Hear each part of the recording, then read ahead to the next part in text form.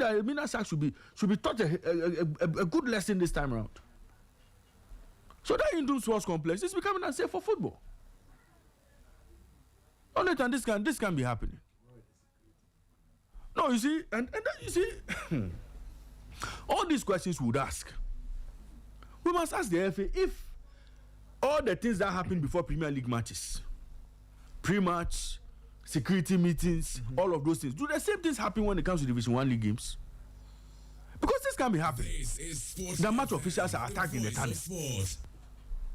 Match officials are attacked in the tunnel. This can be happening. Anytime the FA should be happening. Enough of the it is alleged that things are happening. Take action, punish them. There's nothing that's looking like a deterrent for these clubs to stop doing the things they are doing, or the fans to stop doing these things they do. So I think that the FA should go hard on these clubs. Even if it has to be point deduction, I think that we may have to get there. We may have to get there because it looks like the fines they can pay. If I can afford to pay a fine, I'll pay. If I can afford to move my home ground to another venue, I'll misbehave. And why not? I'll move to another venue because my venue will be banned. I mean, the clubs can deal with some of these things. What they can't deal with will be point deduction, and the FA must be getting there. So you think that the punitive measures are not strong enough? They're not strong enough. And later, how much is the fine? And they can pay 5,000. Yeah, they can pay 10,000. So they'll continue misbehaving. And the fans who do these things, it's hard to even identify them and say, okay, these guys have been given a stadium ban. Which stadium? Who checks them before they even get in? If they don't come in from where you know, they'll use another entrance. Don't go and sit somewhere else and misbehave and cause mayhem. Is it easy for us to say, okay, we've identified this fan, we say we shouldn't enter the stadium again? Unlike in the Premier League and the likes where fans are banned, and you know that this fan will dare not even get close to the stadium. Is it possible here? No. Who would even finger the supporters and say this guy did it, this guy did it, this guy did it? It's hard. So let's move it from, because you don't want another situation where a life is lost or somebody is permanently injured because of a football game. You don't want that. So the FA, we acknowledge the fact that they are taking judicial notice of all of these things, but the punitive measures, they must descend hard on these clubs and their supporters. It's becoming too much. Last week incident, this week incident. Why? Division 1. Ethan, let's proceed. All right. So the FA, that is a call to you this morning. Stiffer punishment. Punish those who are misbehaving. And I totally agree. Because every week we keep hearing some of these things. As for the fines, the clubs will always find money to pay. Punish them, take points away. I'm yet to be into this, but the point is that what are security men doing at the venues? You spoke about the tunnel. Yes. Referees being attacked after the game. Where were the security officials? Where were they? Raymond, I'm asking a question. Where were they? You see, it's not a matter of the FA coming out with a stiffer punishment and all that. If one has been apprehended, taken to court, jailed, I'm sure it will send signals to those who has been doing those things. So we shouldn't be talking and leave the police out of this. Okay. Because how can you be standing aloof and then supporters will be assaulting a referee? Yeah, of course. I mean, you allow them to go scot-free. And you are talking about stiffer punishment. Yes, they may be fined 50,000. They may be deducted 3 points. Somebody has been hurt already. Somebody has been hurt. Okay. Paying 50,000, 100,000, deducting points, for me, it's not a big deal. Get them and jail them. Take them to court and jail them. Take them to court and jail them. Raymond, you see, this thing has happened again and again and again. And we've seen people who have been doing that. And you allow them to go and then deduct points from the clubs. At the end of the day, it doesn't affect that supporter who went out there to misbehave. It doesn't affect them. But there's a case where the clubs are covering up for the supporters. No, the point is that I'm saying that they don't want to identify. During games, we have policemen around. Yes, that's true. So if such a thing is happening, do you allow them to be beating the referees and allow them to go? Take them to court. No, of course. Take them to the police station. Arrange them before court. That's true. For instance, I go to the Lagos Sports Stadium and a policeman will see me assaulting a referee and will just fold his arms and looking at me. No. And then at the end of the day, you tell me that the FA should to have a stiffer punishment for the club. Fine, 50,000 points have been deducted. Does it affect that supporter who went to assault the referee? No, not at all. So the next game, another person will go and do same.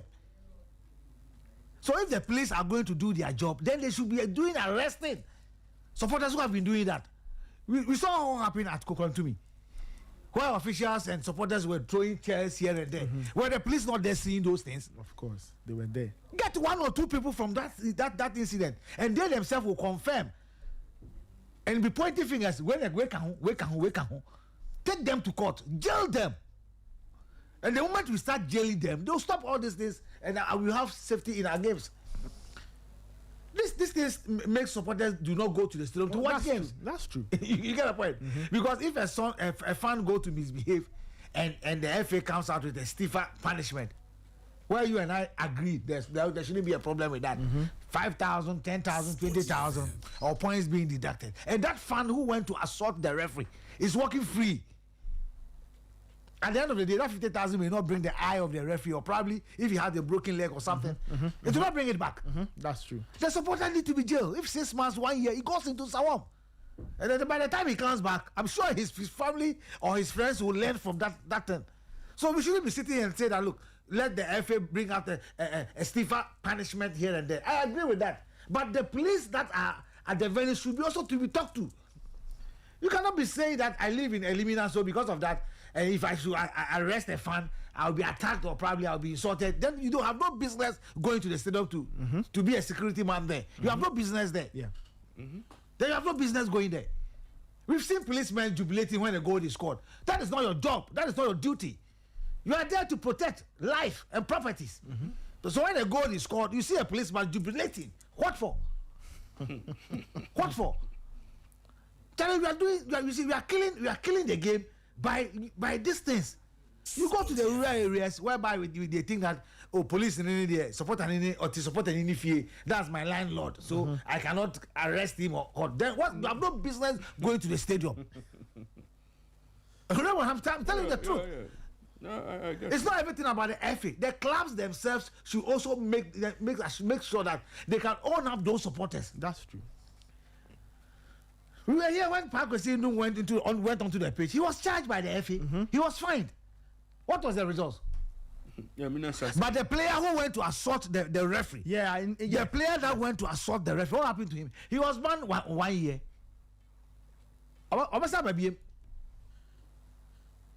Charlie, you see, we should be putting certain things in place. Look, the police are there today. I'm happy the police are arresting armed robbers and this that they are doing their job. Good, we agree, we applaud them. But when it comes to our stadia, they are not doing much. Especially Division 1, they are not doing much. Are you telling me that what happened at Park Academy? Where you came to do the story, that and the Ash Gold official was interviewed and Park Academy official was interviewed. The fan who threw that stone to hit the head of the assistant coach of Ash Gold, are they telling me that the police didn't see that supporter? Are they telling me?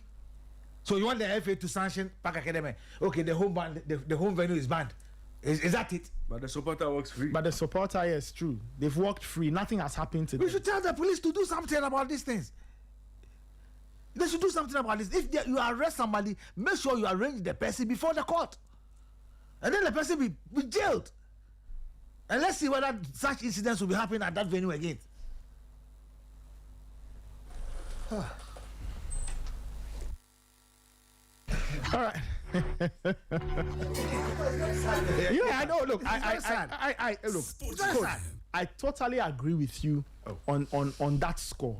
You know, very often when we talk about people misbehaving at match venues, I don't know whether we think that because it's a football game, when you misbehave, it's not a crime. It's not a crime. Yeah, you know, Ray, you get the point. Like, we seem to think that when people go to watch football and they throw stones, they fight, they beat referee, attack players, and all of that, we tend to think that, because it happened at a football game. But people go to nightclubs. People go to parties. Incident happens, and they are being arrested.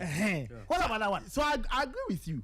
So we have to treat all those things as misconduct and arrest when people misbehave at a football game. Arrest them. Look, Nathan, the truth of the matter is, it is not as if some of these guys are not arrested. They are arrested, but it's the same club and the officials that will go to the police station, go and secure bail for this guy.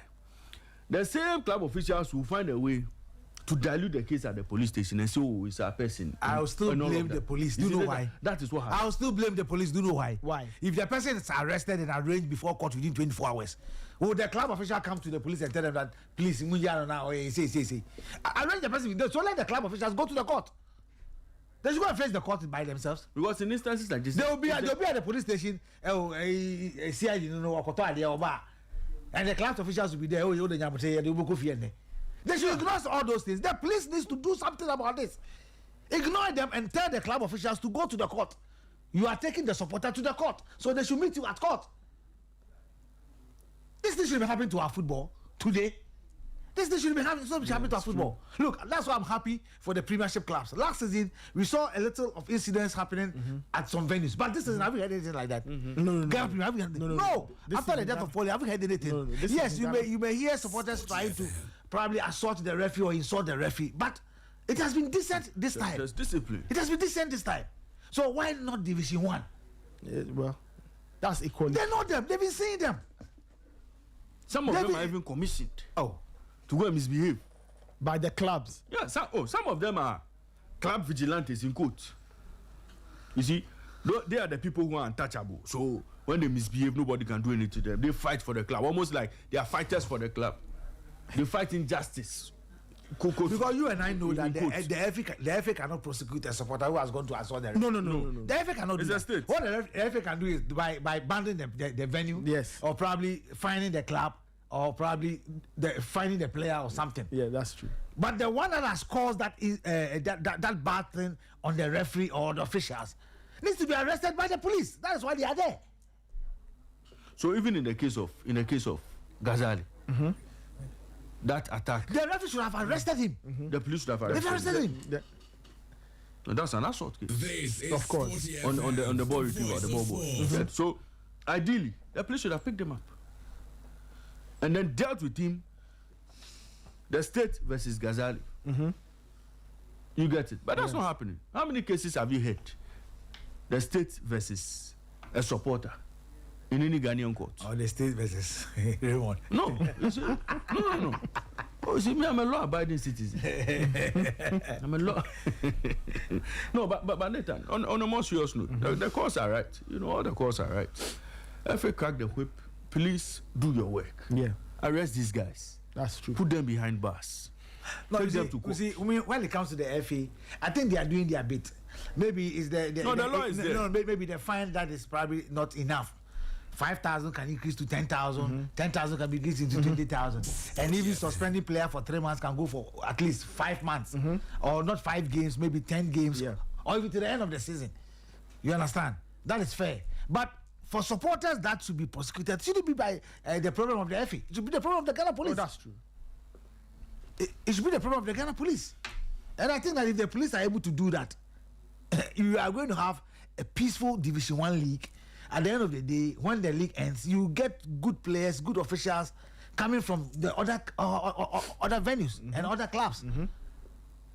You cannot get up and say, I'm going to Kofodia to watch a game because of what happened the last time. Why? Because you are afraid something may happen and the police may not do anything about it. That's true. Then I would rather stay in my house and watch the game on TV. But we are also sitting here encouraging supporters to go to the stadium to watch our games. So I think the police need to sit up. For me, that's what I'm calling for. They need to sit up. Police need to do more. Because look, the referees are humans. If you've been watching this AFCON, did you watch the Cameroon-Morocco game? Yeah. If it had been one of our games here, then I'm not sure the referee would have even entered the tunnel. you get my point.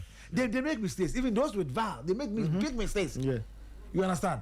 In as much as some of the referees also sometimes cheats. Let me use the word cheats. Some of the clubs, but it's not in the hands of the supporter to go and assault the referee. Of course, answer that one.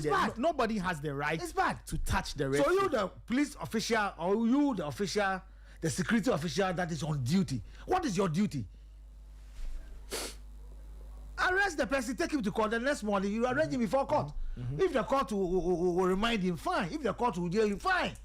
And to come to news that, oh, Papa, you did not tune because Wakobu will be your stadium. True.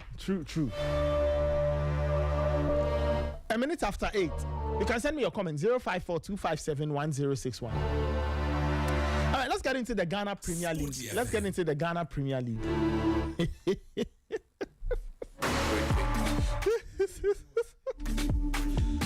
Coach Ebenezer Sefa is here. Raymond Yamado is here. I'm here as well. All right, let's go through the full results sheet and then we'll get into the discussion. Asante Kotoko 0, Brekum Chelsea 0. I watched that game. Adriana 2, Karela 1, Bechem 1, Gold Stars 0, Kotoko 3, Heart of Lions 0, Mediama 3, Young Apostle 0, Samatek 0, Vision FC 0, Swedru All Blacks 1, Nations FC 1, Hohoi United 0, Hearts of Oak 1. I watched, let's say, about 60 minutes of that. And 11 Wonders 2, Holy Stars 0. Coach, let's start off with the Kotoko game.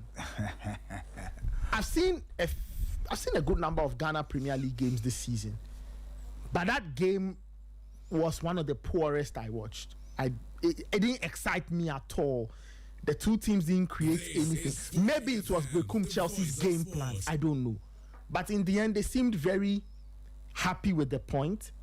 And you could tell that Kotoko became more and more frustrated as the game went on. They tried all kinds of things. They even brought on, was it Prince Owusu, I think? Prince. I'm trying to remember. Bedu. Prince Bedu with the locks. Yes. The guy with the locks. A pivot turn to a left back. They tried all kinds of things. It just didn't work. Your thoughts on this? Is it a poor display by Kotoko or Brekum Chelsea's game plan that worked for them? Yeah, I must say that this has been the very poorest performance from Kotoko this season. Boring game from both sides. Not interesting to watch.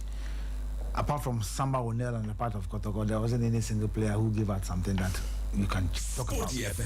For Brekum Chelsea, yes, it is their game plan to pick a point or probably go away with all the 3 points. So for them, they will be happy with that point. I think that they defended very well, but they were too physical on the Kotoko players, especially the 3 guys in midfield of Kotoko, Hubert Jau, Seth Kojo, and then Hilaria. And if you want to win the league, these are kind of games that you need to take it and then take it cool.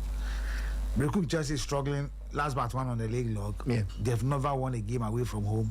Samawodu has always been worried on the touchline. I mean, he was even shown that due to some attitude that he showed towards the referee and all that. There was a point in the game in the first half, and just to support the point you were making about he being worried, he was very agitated. There was something happening in the midfield that he was complaining bitterly about. For you, and I also have come to learn that you are a national team coach.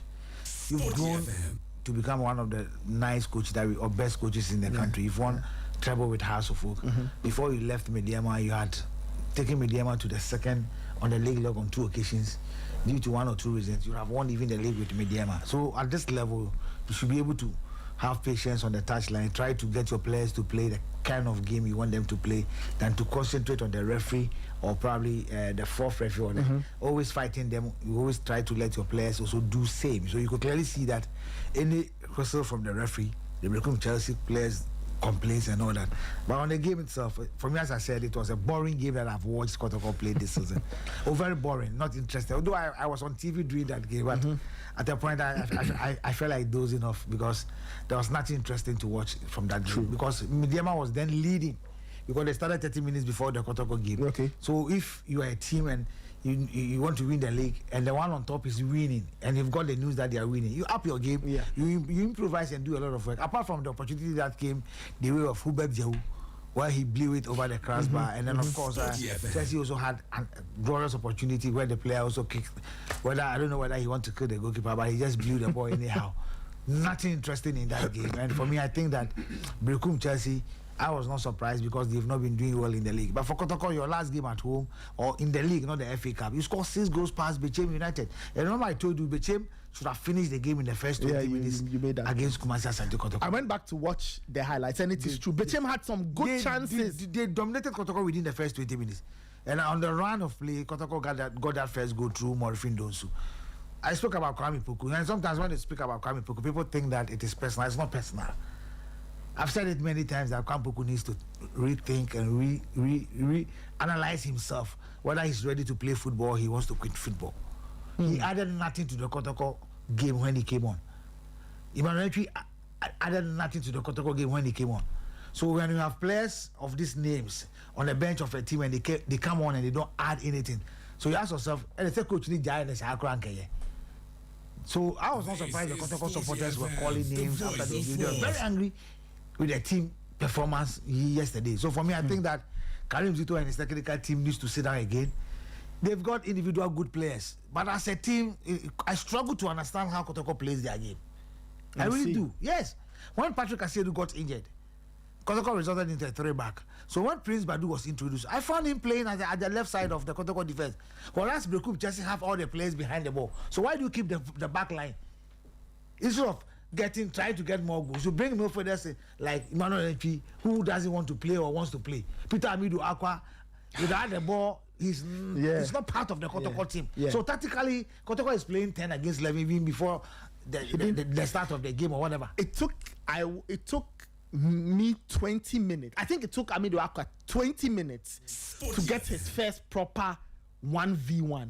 The first 20 minutes, I didn't see him. And anytime he makes mistakes, he seems not worried. He seems not worried about it. And I ask myself, do Kotoko do a lot of one-on-one with him at training? Because look, he's one of your key players. When he gets his day right, Kotoko punish opponents. Yeah. And he makes a lot of mistakes. Do they have time? Kotoko have got Prince Owusu as assistant coach. Hamza is there. They have a lot of. Joban is even a coach, not a coach, but he's also a coach. Karim Zito himself. They have Amos Frimpong, who is a former coach, and of course, Michael Ekufu is also part of the Kotoko technical team. So can they have one-on-one with this young boy more of the time at training to correct those little mistakes that he's been making when Kotoko is playing? Inus Adams also comes to give Kotoko 2 performances, great ones. And after those 2 great performances, he comes on and he also plays as if he's playing on a Sunday morning game. And you want to win the Ghana Premier League with this kind of performance. So for me, the group Chelsea will be the one who will be laughing because they've picked a point from Kotoko. Kotoko went to beat them 1-0 at Brekup. So if they should come to Baba Yara, where Kotoko has scored 6 passes, Bechem, and they've been able to pick a point from that, of course they'll be happy. Though the game was not interesting at all. I mean, it was not interesting. It wasn't. It wasn't at all. Asante Kotoko have a lot of questions to answer. Because finally, before we move on, Abdul Karim Zito has been talking about pressure. He says if the club wants to let him go, he's happy to leave. He has done his work. Your thoughts on some of these comments? Is it right that there's pressure on him? There's pressure on every coach, especially even those on the those down there. There's a lot of pressure on them. Even Ibrahim Tanko, there's pressure on him to win the league because Mediama has gotten a sponsorship of $200,000 last week. So if he's not able to win the league, there's pressure on Ibrahim Tanko. Though he's leading the pack with 5 points clear, there's pressure on him. You get my point? Yeah. Whereby Karim Zito, Kotoko won the FA Cup, and we saw the kind of interviews that you gave. And then when the league started, you spoke about tiredness because of traveling all over. You had outstanding games. Kotoko couldn't win. I mean, how many points did they even accumulated for those matches? At a point, we were talking about 13 players getting injured and all that. Now you have half of them fit. When you were beating Bechem 6-0, you are full of smiles.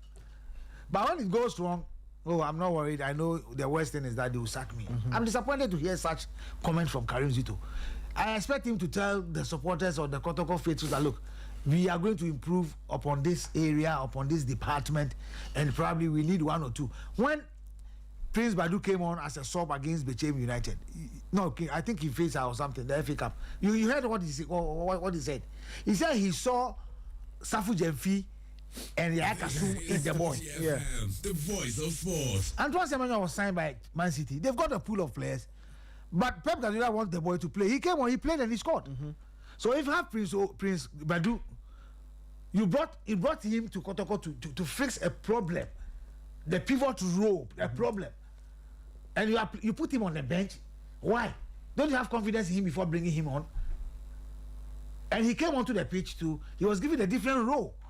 And at the end of the day, you spoke about the final decision, the Ebebanese on Bepa moment. I'm disappointed, and I don't want to be hearing such things. Look, he needs to improve the team. And I'm saying that, look, apart from Samba Onel, somebody should tell me one player that has improved in Kotoko, that has given consistent performance for, let's say, 3 games. Apart from Samba Onel, who? So if the technical team of Kotoko is not worried, their supporters are very worried. Because if you look at the kind of investment Kotoko have made, yes, one may say that Mediama has got a pool of players, but these are unknown players from Division 2 and Division 1, where Coach Ibrahim Tanko is adding something up to their game. Yeah. Is it the same as Kumasi Asante Kotoko? Yes, you also talk about House of Oak a bit. House of Oak and Didi Ramani cannot sign a player in this window. But out of the 18 games, House of Oak have considered just 7. It tells you that the coach has done something to the House of Oak defense line. Today he's having 2 goalkeepers that everybody is talking about in this country. Yeah. Even not at all, he has somebody who can come from the bench and score goals for him in Mauli Wayo. What about Kotoko? So of course the supporters will complain, and there will be a lot of pressure on you. But if you think that there's no pressure, but because you are ready, if you are asked to leave the club, you are fine with it.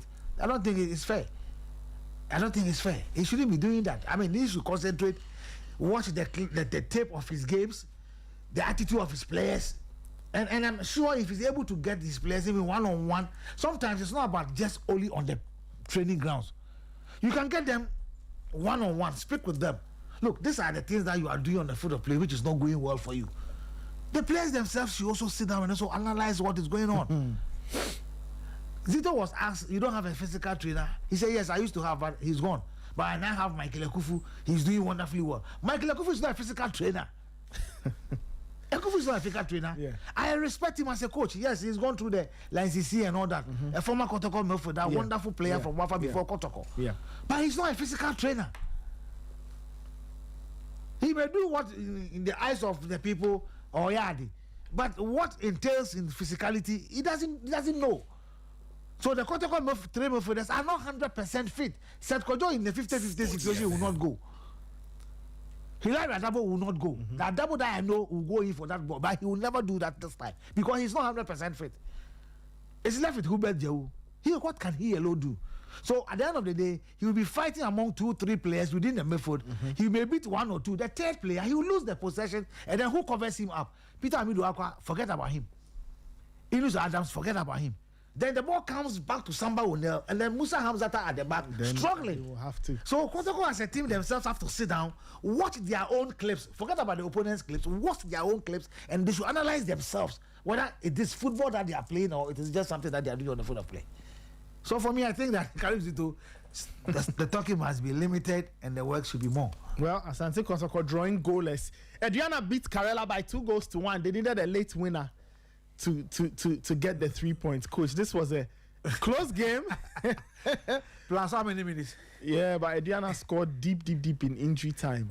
Plus how many minutes? Plus how many minutes? This is Sporty FM, the voice of sports. Your impressions of this one, Adriana winning 2-1. No, after losing to Vision FC at home, of course they would like to sit and probably drop points or all the points at home. Yes, they believe that they can also fight. I mean, they've signed Daniel Awini, formerly of Accra Lions, and they are also looking up to sign former under-17 Great Olympics player Chivanyo. They are trying to get him on board. So I think Adriana is doing something good in terms of getting the players on board. I thought after the injury of their captain Alex Boachi against Heart of Lions in Kwando, they are struggling. And of course, Emmanuel Mafo, the striker, I think Adriana, for their midfield, I think it's okay. But you also give credit to Karela United. I mean, in the away games that they've played during the first round of the league, they've been wonderful. Though they've been losing most of them, I think their performance has not been bad. So I wasn't surprised when I was monitoring the game and I realized that it's ending to a 1-1 draw. I thought it was the fair reflection of the game until Diana had the second goal. So playing at Doma, picking out the 3 points, it's okay. Bechem beat Gold Stars by a 0-0. Bechem have had to make a coaching change. They changed their coach a few weeks ago. Your thoughts on this one? They got themselves 3 points. They are now 11th on the league table, 22 points. It hasn't been a good season for Bechem at all. Yes. You see, playing Gold Stars is a tough one. Last season, Gold Stars did everything possible and they had a point from that game. And then Ajiabo, he has to take Augustine Okra in the 15th minute to score the only goal of the Sporty game. And I think that it was a difficult game for both sides. Yeah. Gold Stars being humiliated by Mediama in the FA Cup by 3. They have to also have a plan to go to Bechem to get a point or all the points if you really want to win the Ghana Premier League. Though they are between them and Mediama is 5 points, second on the league log. Bechem has struggled this season at home, and as you mentioned, they were at the last but 3 of the bottom of the Ghana Premier League. So they had to win at all costs to probably push them up a bit. If you hear the names that Bechem is parading, I mean the likes of Marvin, they have the likes of Tompo, Augustine Okra, Yawe Champon, Amankwa, Franka Mankwa, and they have a very good young team. But you ask yourself, is it the players or is it from their technical side? As you clearly mentioned, they've changed coaches I think twice. I don't know whether Emisa is still there or he's gone. Malaya they had wanted to suspend him and issue has to come in. Osewaya has been a coach who has been there for so many years. But I wonder why he cannot take the mantle as the head coach, maybe because of his alliances. For Bechem to pick Gold Stars, I think it is fair. It is fair they fought to win that game at home. Let's talk about Mediama. You mentioned Mediama. They beat Young Apostles by 3-0. It puts them 5 points clear at the top. Good times for Mediama. Yes. You see, Moses is doing something good. I told you they have a second division in Tema. That is a feed-up team that is headed by Coach Loco, formerly of Tema Youth, and of course Brukum Chelsea, and he's doing great job. Tanko often comes to monitor them, and then probably a player that comes out best will be taken to Takwa, and that is why Mediama have a young team that are doing very well. Young Apostle has not been. This is the first time they are conceding more goals in the league, being it home or away, and I believe that Tanko, as he said after the game, that they did very well in the first half by scoring 2 goals, but he thinks that the team struggled a bit in the second half, though they had the third goal from Prince Owusu from that set piece. For them, at home, they don't want to lose a game. And if they don't lose a game at Takwa, I'm sure they will be on their way to win the Ghana Premier League. Their next game is against Vision.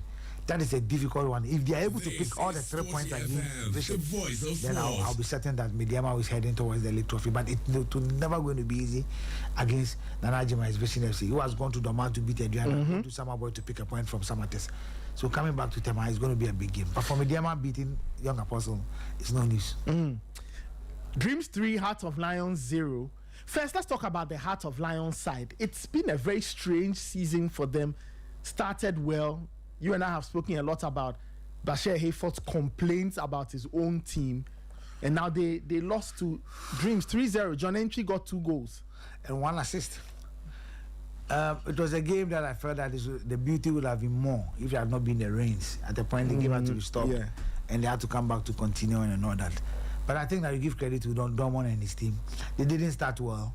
And they are doing very well. For Heart of Lions, I've told you about the inconsistency in the talks of Bashir Hayfort and the team itself. What I think they need to do is to do a lot of orientation with the players. They need to sit them down, let them understand why they are wearing the badge of Bandu Heart of Lions and why the team came for them and why they are also playing for the team. Because if they are not able to do that, and I'm sure they will continue to suffer the way they are suffering. I am one person who said that, look, if Lions do not win the league this season, I'll be surprised to the fullest. Why? Because of the consistency of their bench and the playing body and the quality that they possesses. But it seems that they have really disappointed some of us. And as I said, they need orientation. And this orientation, they need technical people to have that orientation with the team.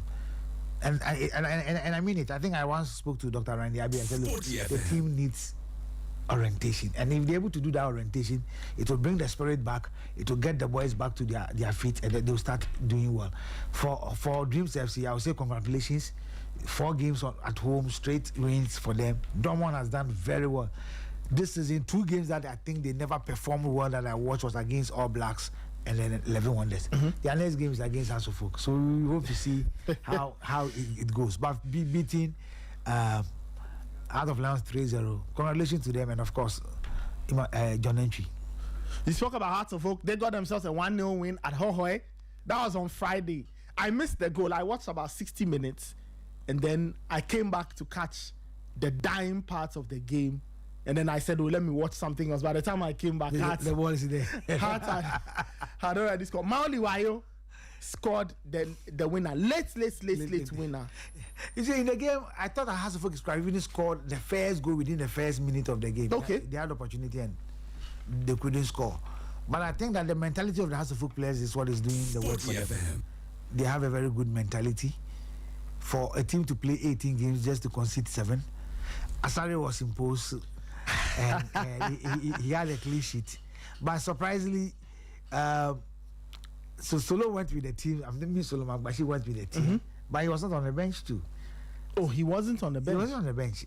And what I've been hearing, I just don't want to talk about it, but I'll give them the benefit of the doubt.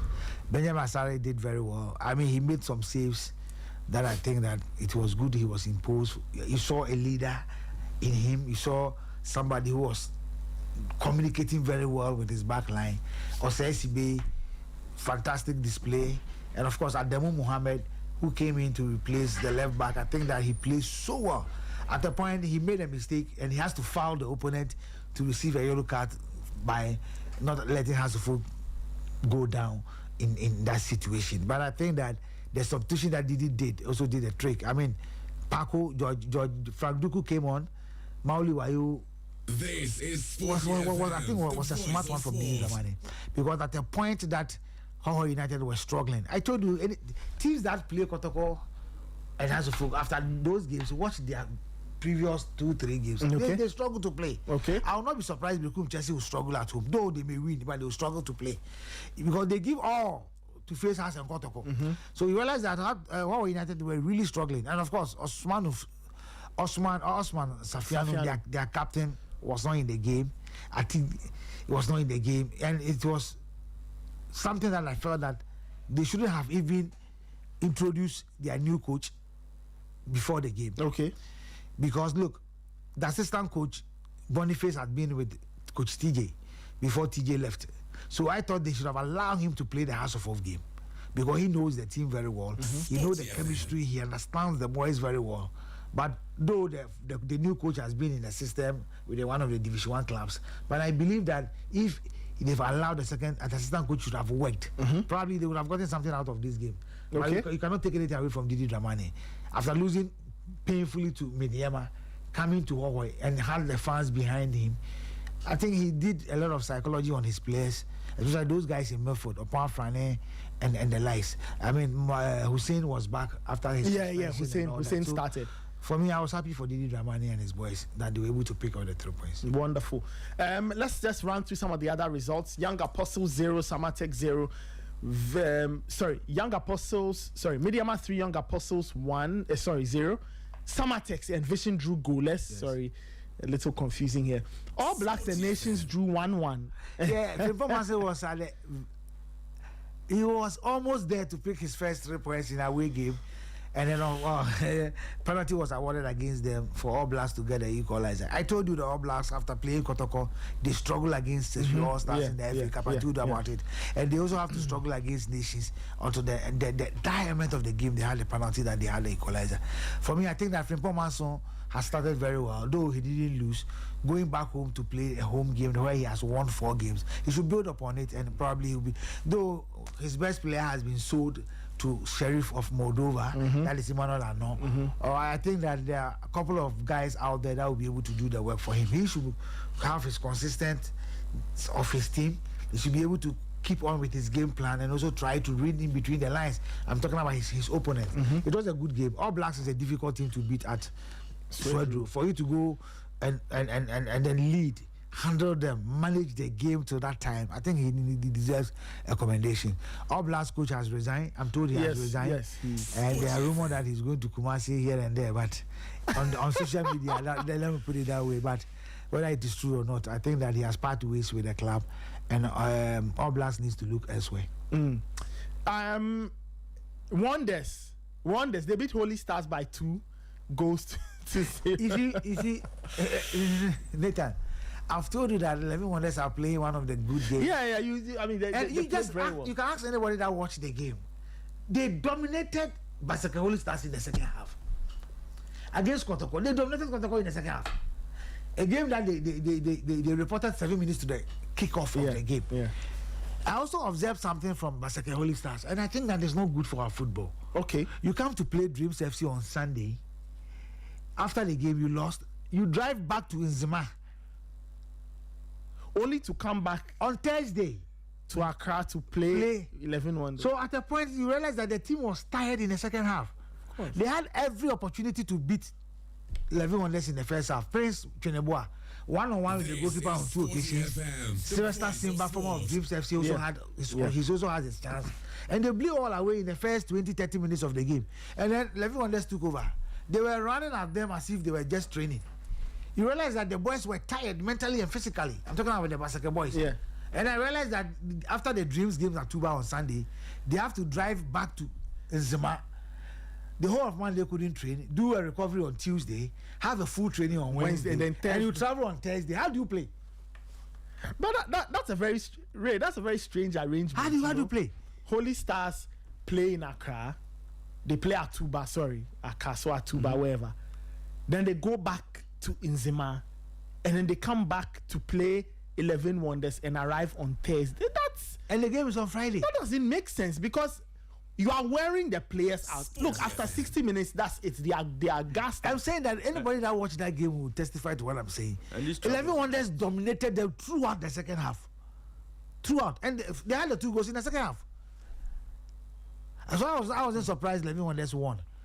So for me, I think that 11 Wonders, I mean, they are beginning to prove some of us wrong. I still maintain my stance that they cannot survive the Ghana Premier League.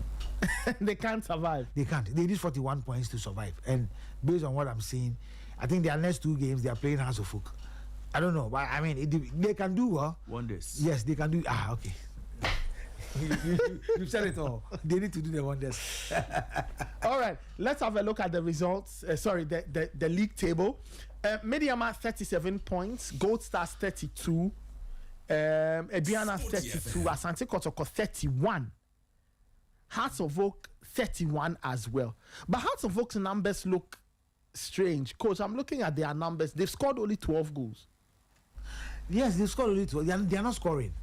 That is why Didi Ramani finds it difficult that his striking powers of his players is down. Mm-hmm. So if he doesn't score, who scores? So probably then let me do a lot of work at my back so I don't concede. That's why they have most of their clean sheets, well, being it Asari or Solomon Agbashi. Yeah. So if the players are not scoring. But in the Ghana Premier League, if a team of like House of Folk and Kotoko are struggling, and even the second place team cannot even the gap shouldn't be wide. Then you ask yourself, there's a lot of the teams are not doing what is right. Because look, for Mediama, they are up there. Between them and Kotoko has 6 points. That is 2 games. Kotoko needs to go up. They need to pray for Mediama to lose 2 straight games. So they also need to win 2 straight games. Even at all, there's a certain Gold Stars who is ahead of them. So for me, I think that as of folk, Didi Ramani, unfortunately, he cannot sign any player, but he needs to improvise. Because there are players in midfield of Asofo who can also be pushed as attacking players. And of course, they'll do it. And for me, you have no option to try some of the boys as strikers, if Hamza or Fanduku. These are the 2 strikers that you have. Mauli is not a striker. Yes, he's doing very well anytime he comes on. If there are other players that you feel that you can push to be doing the attacking work for you, it will be good. So, but you could clearly see the defense and midfield of Asofo.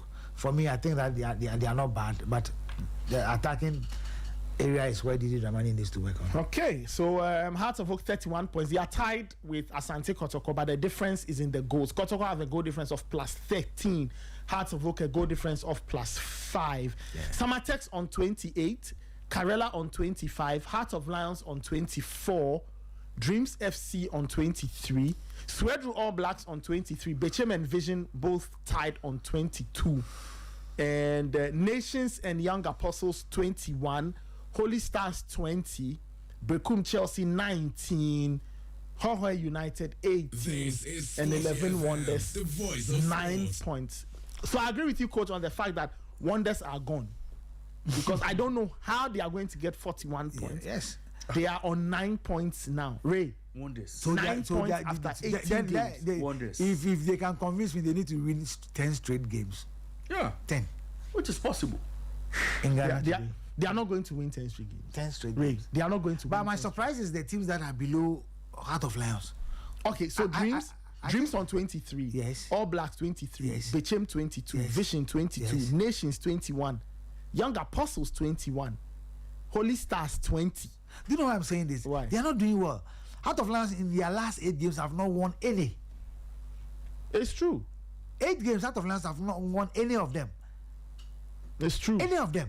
It's true. They've lost 5 and drew 3.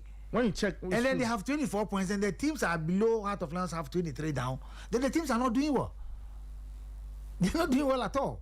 It's true. When you check their results, the last time Bando Heart of Lions won a league game was on the 16th of November 2025. That's the last time they won a league game. And out of the 24 points, they only amassed only 3. They Wow. drew, yes, 3. 5 losses and Yes. 3 draws. Yes. Right? Listeners, that's so we are just letting you know what's happening to Heart of Lions. So the bad run started on the 23rd of November. They drew 2-2 with Vision. Then they drew with Karela. And then they lost games to Lions, Adriana, Samatex, and Midiama. Then they drew with Hohoe United. And then they lost last weekend by 3 goals, just this weekend by 3 goals to 0 at Dreams FC. So it is really, really a bad time for Bando Heart of Lions. It's very, not very looking good at all. Very, very, very bad. Very, very, very bad. And I think that the teams also need to up their games a bit. Yes, one may say that the points are closer and closer and closer, but looking at the performance of the teams, I think that they need to up. Though I think that they should be very good in performance from the team from this second round. We just had the first game this very weekend, so let's see what happens coming out this weekend. Well, we'll see. Let's have a look at the fixtures for those who are interested in the Ghana Premier League fixtures. 18th, that's when matches are being played. Bekum Chelsea welcomes Swedru All Blacks. Bibiani Gold Stars will take on Asante Kotoko. Heart of Lions are at home to 11 Wonders. Hearts of Oak will take on Dreams FC in a very, very interesting game. Hearts are hoping that they can get points from that game and then create separation between themselves and Asante Kotoko. That will put pressure on Karim Zito. Holy Stars welcome Bechem United. Karela at home to Samatex. Nations FC take on Adriana. Vision FC welcome Midiama. And Young Apostles take on Hohoe United. All the games are set for Sunday. Kotoko is playing Gold Stars, eh? Yes, Kotoko are traveling to Bibiani Gold Stars. I don't want to see any casualty from the various bench. So today's Monday, so let's hope for the better. And I believe that the teams themselves have to go back and watch their own games. Forget about their opponents. Watch their own games. Analyze themselves and then do the right thing. And probably let's see what. Probably we may have. Positive results and probably. Well, are you hinting? Are you hinting at something? Are you saying that some coaches are in trouble? All of them are in trouble. All of them are in trouble. All the coaches, they are in trouble. They are under pressure. All the coaches are under pressure. 11 Wonders coaches are under pressure. Fefo Maso is under pressure. Vito is under pressure. For him, he has already accepted. Yeah, he has accepted. He's ready. If you want to let him go, he's ready. He has said it, not me. He has said it. He's ready. Tanko is under pressure to win the league. And of course, he thinks that 6 points is not enough. He needs to increase it. Nanajima feels that, look, I need to do well because I've gone away 2 away games and I've been able to amass 4 out of the 6. So coming back home to play Mediama, I need to pick all the 3 points so that fans will not be shouting or hooting at me. So they are under pressure. But she thought going back home to play at home, let's see what happens. Out of the 8 games that he has not been able to win any, irrespective of he beating Nagod FC in the FA Cup in the midweek. Apart from that, probably he'll be relieved, or he'll be relieved when he wins his next home game. Or there'll be a pressure from the fans. Let's just end on Heart of Lions. You know, because see, coach, it's a very serious run. 5 losses, 3 draws. What can they do to turn the situation around? I just said it. I said they need orientation. Okay, you said it earlier. Yeah, the orientation. They need it. They need orientation to be able to come back. I'm telling you, they need orientation to really come back. For whatever Bashir Ford and EJ is doing on the pitch, Stephen Aholu, they are doing it. It's the same with Ebenezer Aban, Ruby Henderson, Yao Danso, Bismarck and Ishmael Ado. Yes, Eche Dogli, Ishmael Ado, Kwanzaa, Freeman, and the likes. They're the same players. They've not signed any new. They are the same guys. They need orientation. It's about the mindset. They need orientation. They need to sit them down. They need to have one-on-one with them. This orientation, guys, and they'll be refreshed coming on to play their next home game. And if they're able to do that, you'll be here, and I'll be telling you what will happen next Monday. Sporty FM. We'll see. Pando Heart of Lions. We are all watching you. The game of the round, I think, is Hearts of Oak versus Dreams. Yes, Kotoko Gold Stars is another big game. Yes. Gold Stars hosting Mediama coming to Tama is also another big game. Yes. Vision FC. We know that at home they can be a very, very difficult team to play against, and Mediama will hope that they can get away with something. Yes, get away with something because of the way the standings are. Because when Mediama gets anything, they will hope that Gold Stars will not get anything against Asante Kotoko. And then Hearts of Oak also not get anything against Dreams FC. You see? Because if Hearts of Oak wins, that's already 34 points. 34 points. So it's not. The gap is not as wide as we think it is. One win, one loss here and there. That is why I'm saying that there's pressure on all the coaches to perform. Somebody will not be on the bench, but there will be pressure on his assistant coach because look, your head coach is not there. You're able to stand on your grounds, had a point from Kumasi. So you are going to lead the Lions coming home to play before your fans. So you need to pick all the 3 points. So there's pressure on them. The place where draw blacks. We'll see how it goes. Coach, thank you so much. But before I go, if you allow me, I think I'll be happy the West Africans triumph over the North Africans. I think Morocco win it. You'll be happy if I know that definitely that's where you go, because I was here asking you about Manchester United. You said he didn't watch the game. But now you are facing the TV too. You say you are not watching. So coach, if I get you right, you want a West African final? Oh yes, Nigeria versus I was Senegal. happy to watch the Nigerian and the Algerian game. It reminds me of 1990 in Algeria, Robert Maja and the likes when they were playing the Rashid Yekini and the likes. They played in the first game. They also played in the finals, both countries. Okay. And that was a difficult one, but the Algerians won that day. They won that game. So I wasn't surprised the Nigerians were able to win that game. And the Cote d'Ivoire Egypt game, thriller. I think, of course, this is where you need big guys in the game. Watch the goal scored by Mo Salah. Any player would have missed that opportunity because he leaned on the player and then decided to just give a touch just on the ball to finish off. And they defended their lines very well. Yes, for Morocco, I thought that officiating, to me, yes, I won't give the referee 10 out of 10, but I think that there are some instances that I felt that you should have cautioned the Moroccans, especially where their centre back elbowed the neck. I mean, they should have gone to the VAR to review it. It should have been a red card because he intentionally had his elbow at his neck. It happened twice. That's true. And of course, then the penalty call on Mbeumo, and I think that they should have gone for the VAR. Just go there and watch it. I was told it was our man who was there. Daniel Lai was on VAR duty. No comments. But it'll be Daniel Lai. It's not a penalty. Super Daniel Lai. Because you want Morocco to qualify. But I mean, away from the one or two contentious decisions. Yes. What did you make? What did you make of Morocco? Do they look like a team that can win? Of course. Look at the pressure they mounted on Cameroon in the first 10-15 minutes. Physically, tactically, their runs. They were using the spaces, and I think that the Cameroonians also defended their lines very, very, very well before they conceded the first goal. And for me, it was a tactical game by the Moroccans. Look, let's attack them on all fronts. Yes, they have their fans behind them. They have everything going in favor of them, and they've been consistent. Okay, you give it to them. Cameroon, I didn't give them a chance to play how they were playing, but I think that the introduction of their young boys who were born outside Cameroon, and I was happy Eto was telling them in the dressing room that, look, we are coming back stronger the next time because he believes that there's a project. So for that one, I give it to them. But looking at Nigeria, Victor Osimhen acted professionally. He and Lukman, yeah. As if nothing has happened before or previous games. You saw how they played. And for me, I think that the Nigerians have got mentality to be able to hit the Moroccans. But when it comes to pressure, they should rest assured that there will be a lot of pressure on them. They should go back and watch the game against the Cameroonians. Watch how they played. I'm talking about how the Moroccans played, how they attacked them. If the Nigerians are able to handle them the first 30 minutes and do not concede, there may be a surprise in that particular game. But Senegal and Egypt, I'm looking up to Sadio Mane to do his thing for me.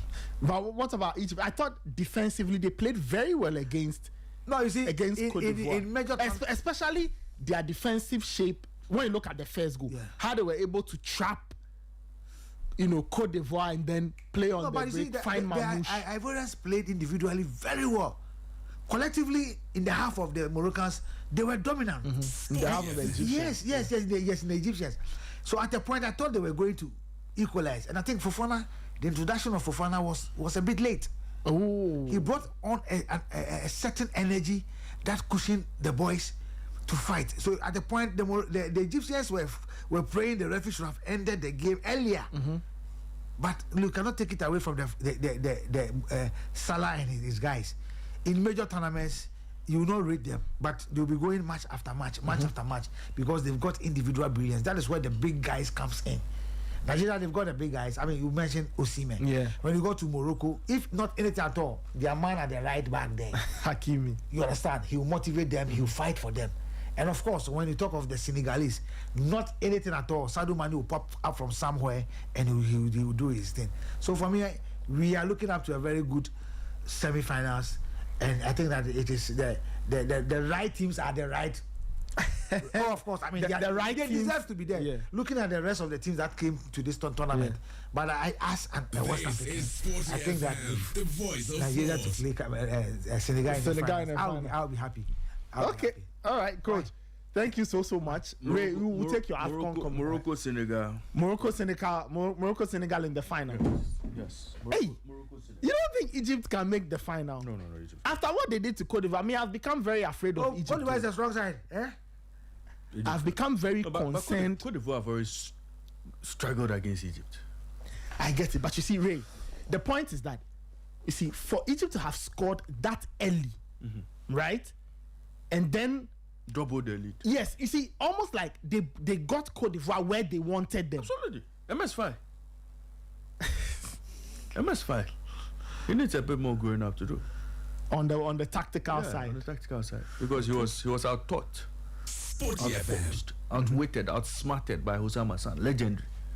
That's what you get from coaches like this. And now, no, Nathan, in that game, we don't understood why there was a Mamouche, there was a Salah, who made the Egyptian team heavy. Compared to an Ahmad, Ishaku. And then you have Christ. I mean, obviously. Okay, so you are talking about... It came to a point where the big boys in the team had to show up.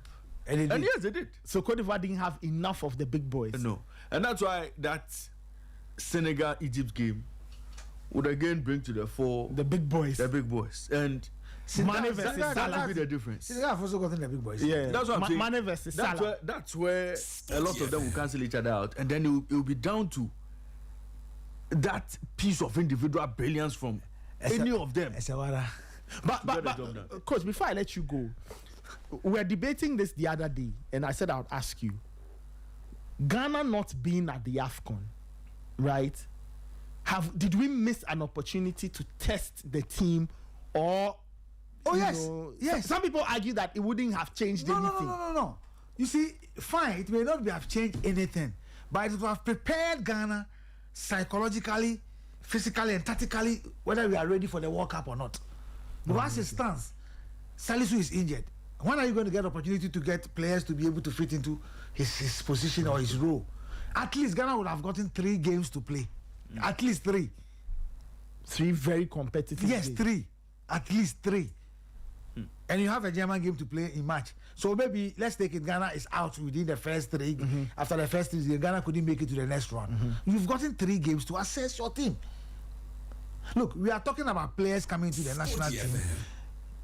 The young chap that came here, what is his name? AFCON. How many games have he played for the Blasters? He's a very good player, no doubt about it. How many games has he played for the Blasters? Was it not the Asian? So we are talking about a teamwork, cohesion, and understanding. That is why you give it to the Ivorians. They've just brought in some few players in the team, but you see them play collectively. See the Malian team, see the Senegalese, see the Moroccans. Is it the same as our Blasters? You and I sit here and talk about we have problem at our left back. Yeah. Gideon Mensah has been the sole person who has been playing since Baba Rahman said he's not playing again.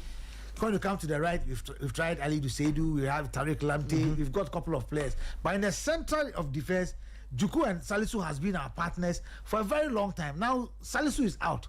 We've seen Ajete in a couple of games. Will he be able to partner Juku? Or Jerome Opoku will be equally good to partner Juku? In how many games have they played together? So going into the AFCON would have been a perfect way for Otoado to assess this and also have some plan.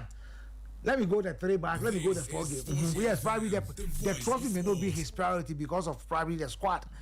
But now we have Prince Duke Abina, he wants to play against Korea. Everybody is talking about, where was this guy? Where was he?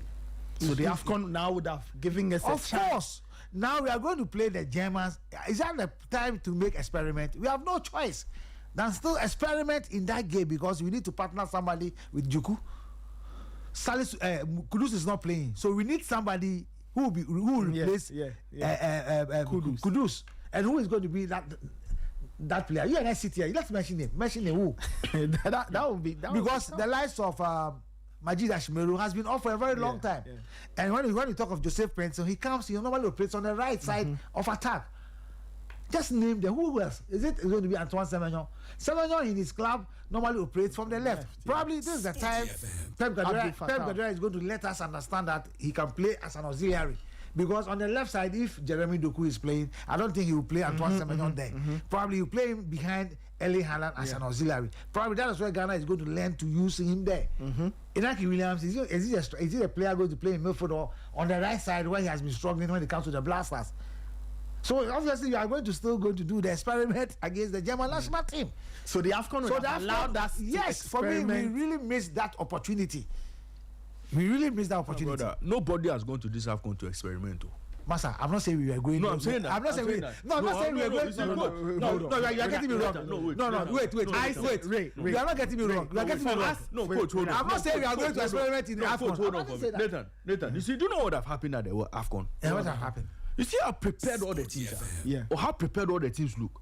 Morocco haven't come there to figure out how they are going to play at the World Cup. Yeah. Cote d'Ivoire haven't come there to figure out how they are going to play at the World Cup. Yeah. Senegal haven't come there to see what. Do you know why? No, Nathan, wait. Do you know why? It is because in their development they are far advanced. No, Nathan, wait. No, Nathan, it's not. So the because of that. AFCON would have given Nathan, us a chance. How did you qualify for the World Cup? How did you qualify? You qualified for the World Cup, right? Yes. Same as Senegal. Yes. Same as Morocco. Same as Algeria. So are you saying they are not using it as a preparation ground? Nathan, wait. I'm saying no. Listen to what I'm saying. You qualify the same way all these teams qualify. Yes. You play the same number of games they We qualify. never even lost the game. How come these teams are at this tournament very ready, but you would have come to this tournament and said, "Oh, we are coming to use this tournament to figure out a few new things." No. What I'm saying is that. What I'm saying is Raymond, are you telling me that? No, Raymond, wait. Are you telling me that Morocco is not using tournament? No. To prepare towards the World Cup. Of course, they were. There are lessons from this tournament yes, they will take very into good. the World I Cup. agree. So what's the point? But listen to what I'm saying. Regragui, as he sits there, his opening game against Brazil, he knows his starting 11. Fair point. Fair. Senegal, Tiao, he knows his starting 11. But they are injured in football. Who thought that Salah was going to get there? Take your time. But where we are now, if I ask you, 5 players who will be key starters in the Black Stars I squad. can mention them. I can mention them to you now. 5. I can mention them. I can mention them to you. 5. No. You wait. I said I can mention them to you. And Nathan, if I ask let me mention them to you. And if I ask you, You see, it's what style of play we are taking to the World the Cup? typical Ghanaian for. And I'm saying that. What Ray, is typical Ghanaian? And you see what? What's typical Ghanaian? Ray, and I'm saying that. You see, Ray, and I'm saying that. I'm coming. Looking at our unique context now. Mo Salisu injured. Mo Kudus injured. Oh, he'll be back. Kudus will be back. I'm coming. No, I'm just saying that. Assuming we had qualified, right? Yeah. And these things had happened, it would have offered Otuado a chance to have tried new players. That is where you can, quote unquote, call it a bit of an experiment. During the qualifiers, we didn't have all the boys available at the same time. We didn't have. Did Senegal have their squad intact? Oh, Senegal? Did they have it? Nathan, Senegal, apart from Mbaye and the other one, who decided not to play for France, he had a full complement of his squad. So the difference between them and Ghana is what? But Nathan, the reason why you've not been able to put together a consistent setup is because of performances of most of the players you've been inviting. You've had a lot of inconsistency. But Ray, And if you had gone to this AFCON, yes, you see, this AFCON we didn't go to. It's a blessing in disguise for Otto. Who told you that? He would have gone to embarrass himself. Look, Nathan, look at the level of competition. Please. No, No, would have Ray, gone to as embarrass for the level, it we would is have high. gone to embarrass ourselves please. and would have gotten Otto sacked. Please, no. You see, you are making a mistake. Oh, trust me. Ghana's squad is not a bad squad. Would have gone. The Malian that you saw that performing well, we're beating home and away Nathan, would by have the gone same to blasters. experiment. Would have gone to You understand experiment. my point? but I'm saying that, Ray, and I'm saying And would that. have been embarrassed. No, embarrassed by who? Ray, the point I'm making is No, embarrassed by who? The teams that are in the quarterfinals, which of them can you beat? Any of them. It is football. You see, some. You see, this is football team. I don't like hearing it. But People are prepared to come to tournament. But are you telling me that before, if Ghana has qualified, we won't prepare before we The go? teams in the quarterfinals, which of them could you have beaten? We could have beaten any of them. What are you telling me? Which any okay, of them? hold on, guys. Hey, Raymond. Which You any are of them? shocking me. Which any of them? You tell me it's football. Which any of them? Any of the teams. Which of them? Look, Ghana couldn't qualify. I agree. The point is that you are talking about Ghana was not. And you don't have a right back, you don't have a left back, you don't have a defender, you don't have a goalkeeper. So Ghana goes to game without right back and left back. Is that what you're telling me? Nathan, you don't have a goalkeeper, you don't have a right back, you don't have a left back, you don't have a center defense. You don't have a goalkeeper. Is that what you're telling me? So you see, it goes back. It goes back. Ray, you see, so it goes back. It comes back to the point I was making that when you look at our own peculiar situation, this AFCON, I think, Would have helped Ghana. would have helped the team. Would have helped Otto lose his job. No problem, Ray. It may or may not lead to Otto losing his job. But you see, I think at the end of at least a group stage, we would have all known the true state of the Black Stars. He's talking about Nathan, he's talking about the 4 teams. And then- he's talking about the 4 teams. Can Nigeria beat Ghana? you see, and then Can Nigeria beat Ghana? But they beat Ghana in the Unity Cup. Nathan, we talk about Nathan, that wait, and then Ray, as for what and then happens, rebuilding, no problem. prepare But for you World see, Cup. Ray, but I think I'm that the saying that. AFCON would have given us a good chance to know the truth. Or you disagree with me that the AFCON would have given us a chance to know this team's the level? 9 teams that are qualified for the World Cup. Yes, Put Ghana aside, yes. to a certain extent, Cape Verde. Okay. All the other 7 that have qualified for this World Cup, Uh-huh. they mean serious business. Of course, I don't Those doubt teams, that. those countries know how they are going to play at the World Cup. I don't doubt it. They know almost all the players by injury. They know all the players who will start at the World Cup for them. Okay, you know what? The only team that doesn't look prepared already in any way, shape, or form, even in terms of style of play, where your coach is telling us that he's now learning how to play high press in Asia. That's what he told us. Post the games. they did say that. The only team that is not ready, or that doesn't look ready, or that doesn't look like it can compete or challenge is Ghana. Okay, I don't know about Cape Verde, but I'm saying Ghana. Based on what I've seen, look at the level at which Senegal is playing at this AFCON. Even look at the team that was Cote d'Ivoire. yeah. Look at the level at which they are playing. Look, What level? oh come on. What This Ivorian what team, level? this Ivorian team will last the Blaster. Simple. Oh, please. I know why you are saying that, but I disagree with you. Anyway, coach, thank That's you. what I'm saying. We'll catch up Nathan, later. It's a blessing in disguise that we didn't qualify for this AFCON. Otuado would have been sacked even before the group stage. All right. It's a blessing in disguise. Okay. See, Otto is lucky. Okay, you know what? This one is a question to our listeners. Send me a message 054-257-1061. When you look at the teams that made the AFCON quarterfinals, which team do you think the Black Stars would have been able to beat had they met in a game, friendly or competitive. 054-257-1061. Let me go to the line. Ray. Michael Asaibedu is joining us, our Moroccan friend and blogger. Michael, good morning. How are you doing? Good morning, Nathan. I'm good. How are you? Yes, we are fine. We are fine. Thank you so much for joining us. Where are you still in Rabat? Yeah, I'm in Rabat, but I'll be headed to Tangier this afternoon. You're going to board the train to Tangier. Exactly. Wonderful. I was on that train. It's a lovely train. Michael, before we get into anything, we are having a bit of a debate, and I want your take on this. When you look at the 8 teams that made the quarterfinals of the AFCON, which team do you think the Black Stars would have been able to beat, assuming Ghana met any of them? I think football is strange in one way or the other, but this analysis will basically rest on what is on paper and not what actually will manifest in reality, because we know that form, quality, standard of play, whatsoever, does not really translate into a team winning. If it is that, then there will not be the word upset in the game of football. Truthfully, Ghana does not fall within the top tier African teams as it stands now. We'll likely be in the second tier. Some time ago, we were in the top tier. We were one of the best African teams. If you're looking out for the top 5 African countries, definitely Ghana would have featured in there. But unfortunately, we are no longer in that picture. We are trying to build anew. So per the standards, we've dropped.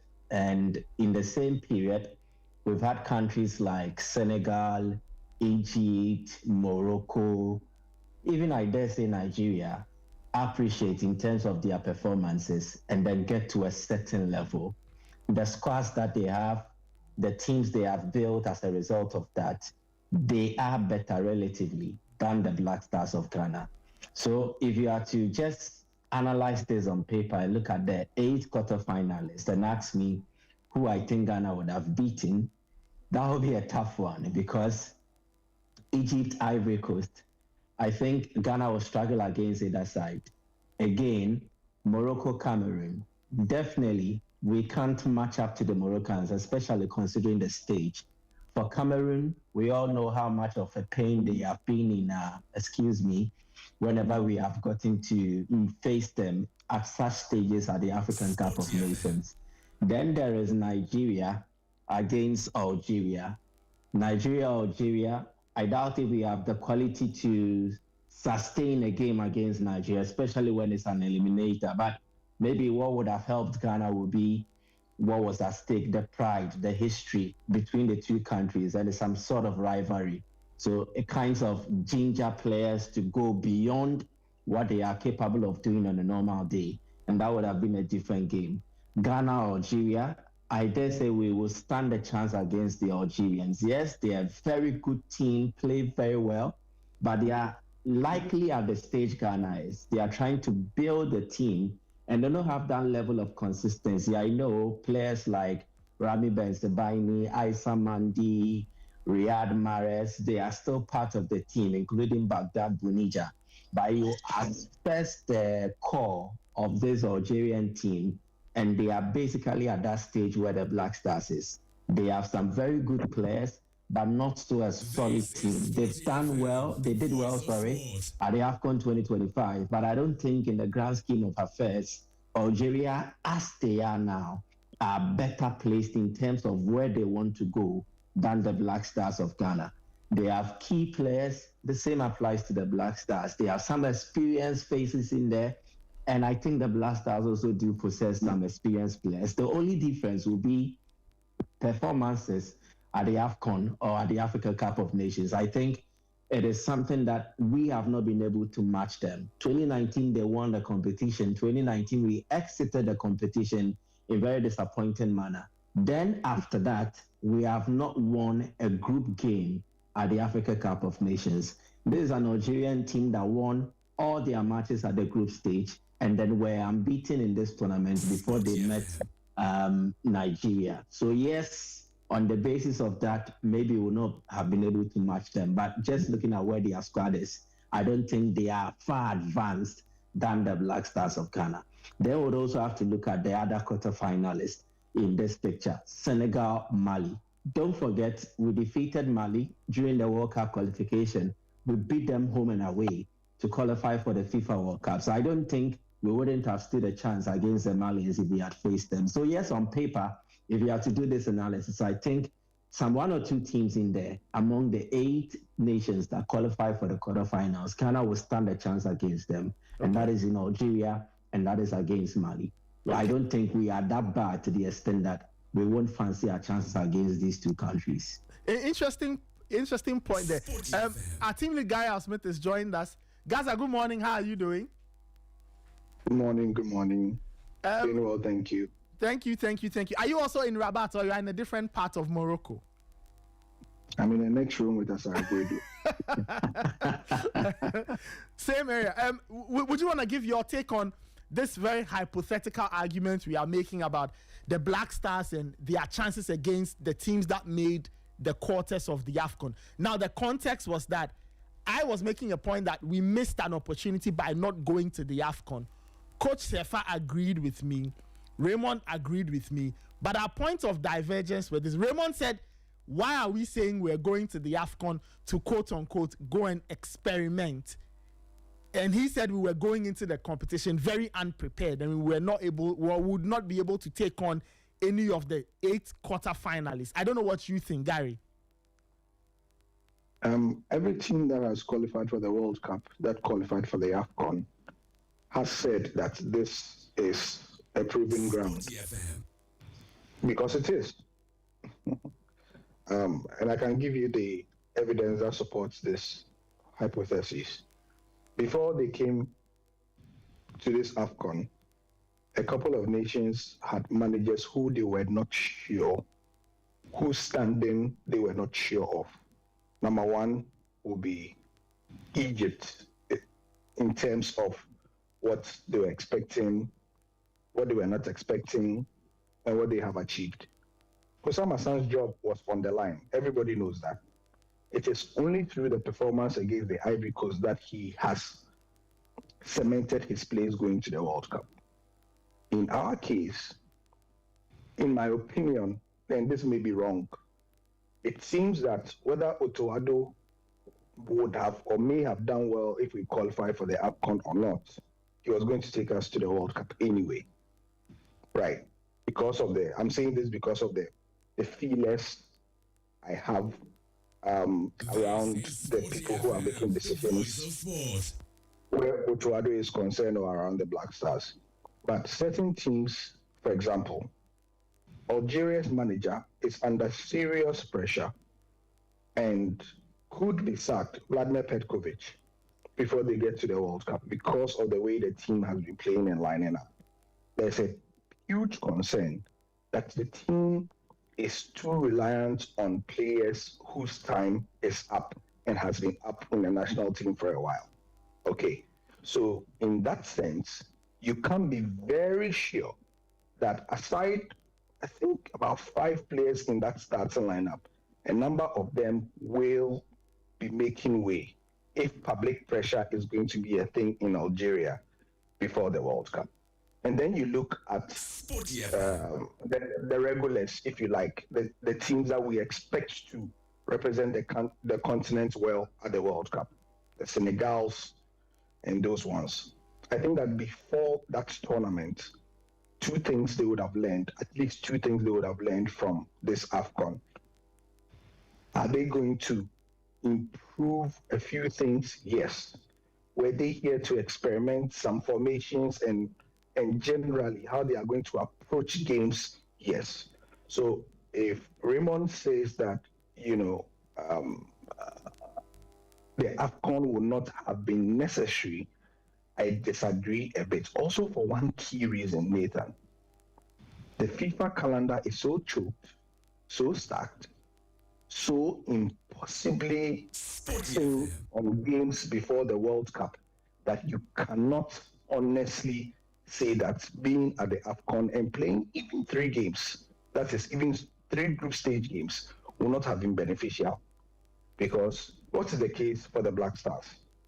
If I am calculating correctly, we may have just a maximum of 3 games, minimum 2 before the World Cup. Yeah. Because in the window, yes. So if you take, for example, the hypothetical situation of Ghana being in this country and playing 3 group games, right? And then having those 3 group games, that's 6. 3 games is in international football now. It's a luxury that any team, will grab with open arms. All right? Yeah. Because, for example, if we had, again, hypothetically, the last game we played was against Japan, South Korea. Mm-hmm. Yeah. Look at the way we performed in those 2 games. Which was the last one? Was it Japan or South Korea? It was Korea. Korea. Let's assume the starting 11 of that game, right, was not exactly the Black Stars starting 11 because, we had a few withdrawals, we had a few players who couldn't make it because of so-called injury concerns and so on and so forth. So that South Korea game would have been one where a few players would have forced their names, if we had qualified for the AFCON, would have forced their names into the Black Star squad. Indeed, that South Korea game would not have had those level of withdrawals if we were going for the AFCON, because any serious player who was going for the AFCON would have ensured that they would have flown all the way to Japan and Korea for that Asia tour. Agreed? Okay.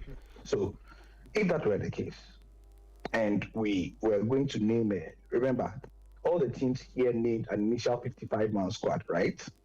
Then later, they pruned it down to, they whittled it down to 26 maximum for 28. 26 or 28 something. Sorry, is it 26 or 28 again? Sorry. Come again, I missed you. The squad here, the Kapa's 28. 28. It was 28. Yes, because Senegal said at the last press conference, what's his name? Papi Chow, remember, he said at the last conference that he has 28 starters. And that he has 28 starters, and that none of the players in his squad is assured of a starting place. That is how good his squad is. What I can agree with Raymond on, and the pessimism that is accompanying Raymond's sentiments, it's the I want to choose my words. It's the unsettled nature of the Black Stars, to put it mildly. Mm-hmm. Yeah. And and the fact that we are in a place where, like Asaribodi is saying, we are having serious problems with where we are in our building journey. But immediately we say that, I may posit or argue that certain other teams in this competition have also gotten better as the tournament has wore on. Indeed, they are not the same as when they started. Which case in points would that be? I think Egypt. Yeah, Egypt looked like a very good example. The Egypt that started this AFCON is not the Egypt that is in this quarterfinal right now, or the semi-final. Okay. Probably a couple of the other teams. As for Senegal, we knew what they were about. We knew. But Nigeria themselves. Yeah. Nigeria's entire midfield has changed. Nigeria's entire part of the midfield has changed. There's this other team that I can't seem to place my finger on, but if I remember, I'll mention it. So, in summary, I do not disagree with the spirit behind what Raymond is saying, because Nathan, at every point in time, I think I tweeted it that at the beginning, that I'm not too worried that we are missing the AFCON, except for the fact that it would have been a place for us to test exactly where we are getting into the World Cup. But apart from that, I don't think we are missing much, because frankly, Nathan, to address Raymond's point directly now, the kind of football that we saw even in the group stages, I am talking the intensity, I am talking the sense of purpose, I am talking the very fully formed identities of the coaches and what their players were doing. I honestly think that we have not reached that level yet as the Black Stars under Otuado. And I have said in private conversations, I've not had the opportunity to be on the show in a while. I've said in private conversations elsewhere, Nathan, that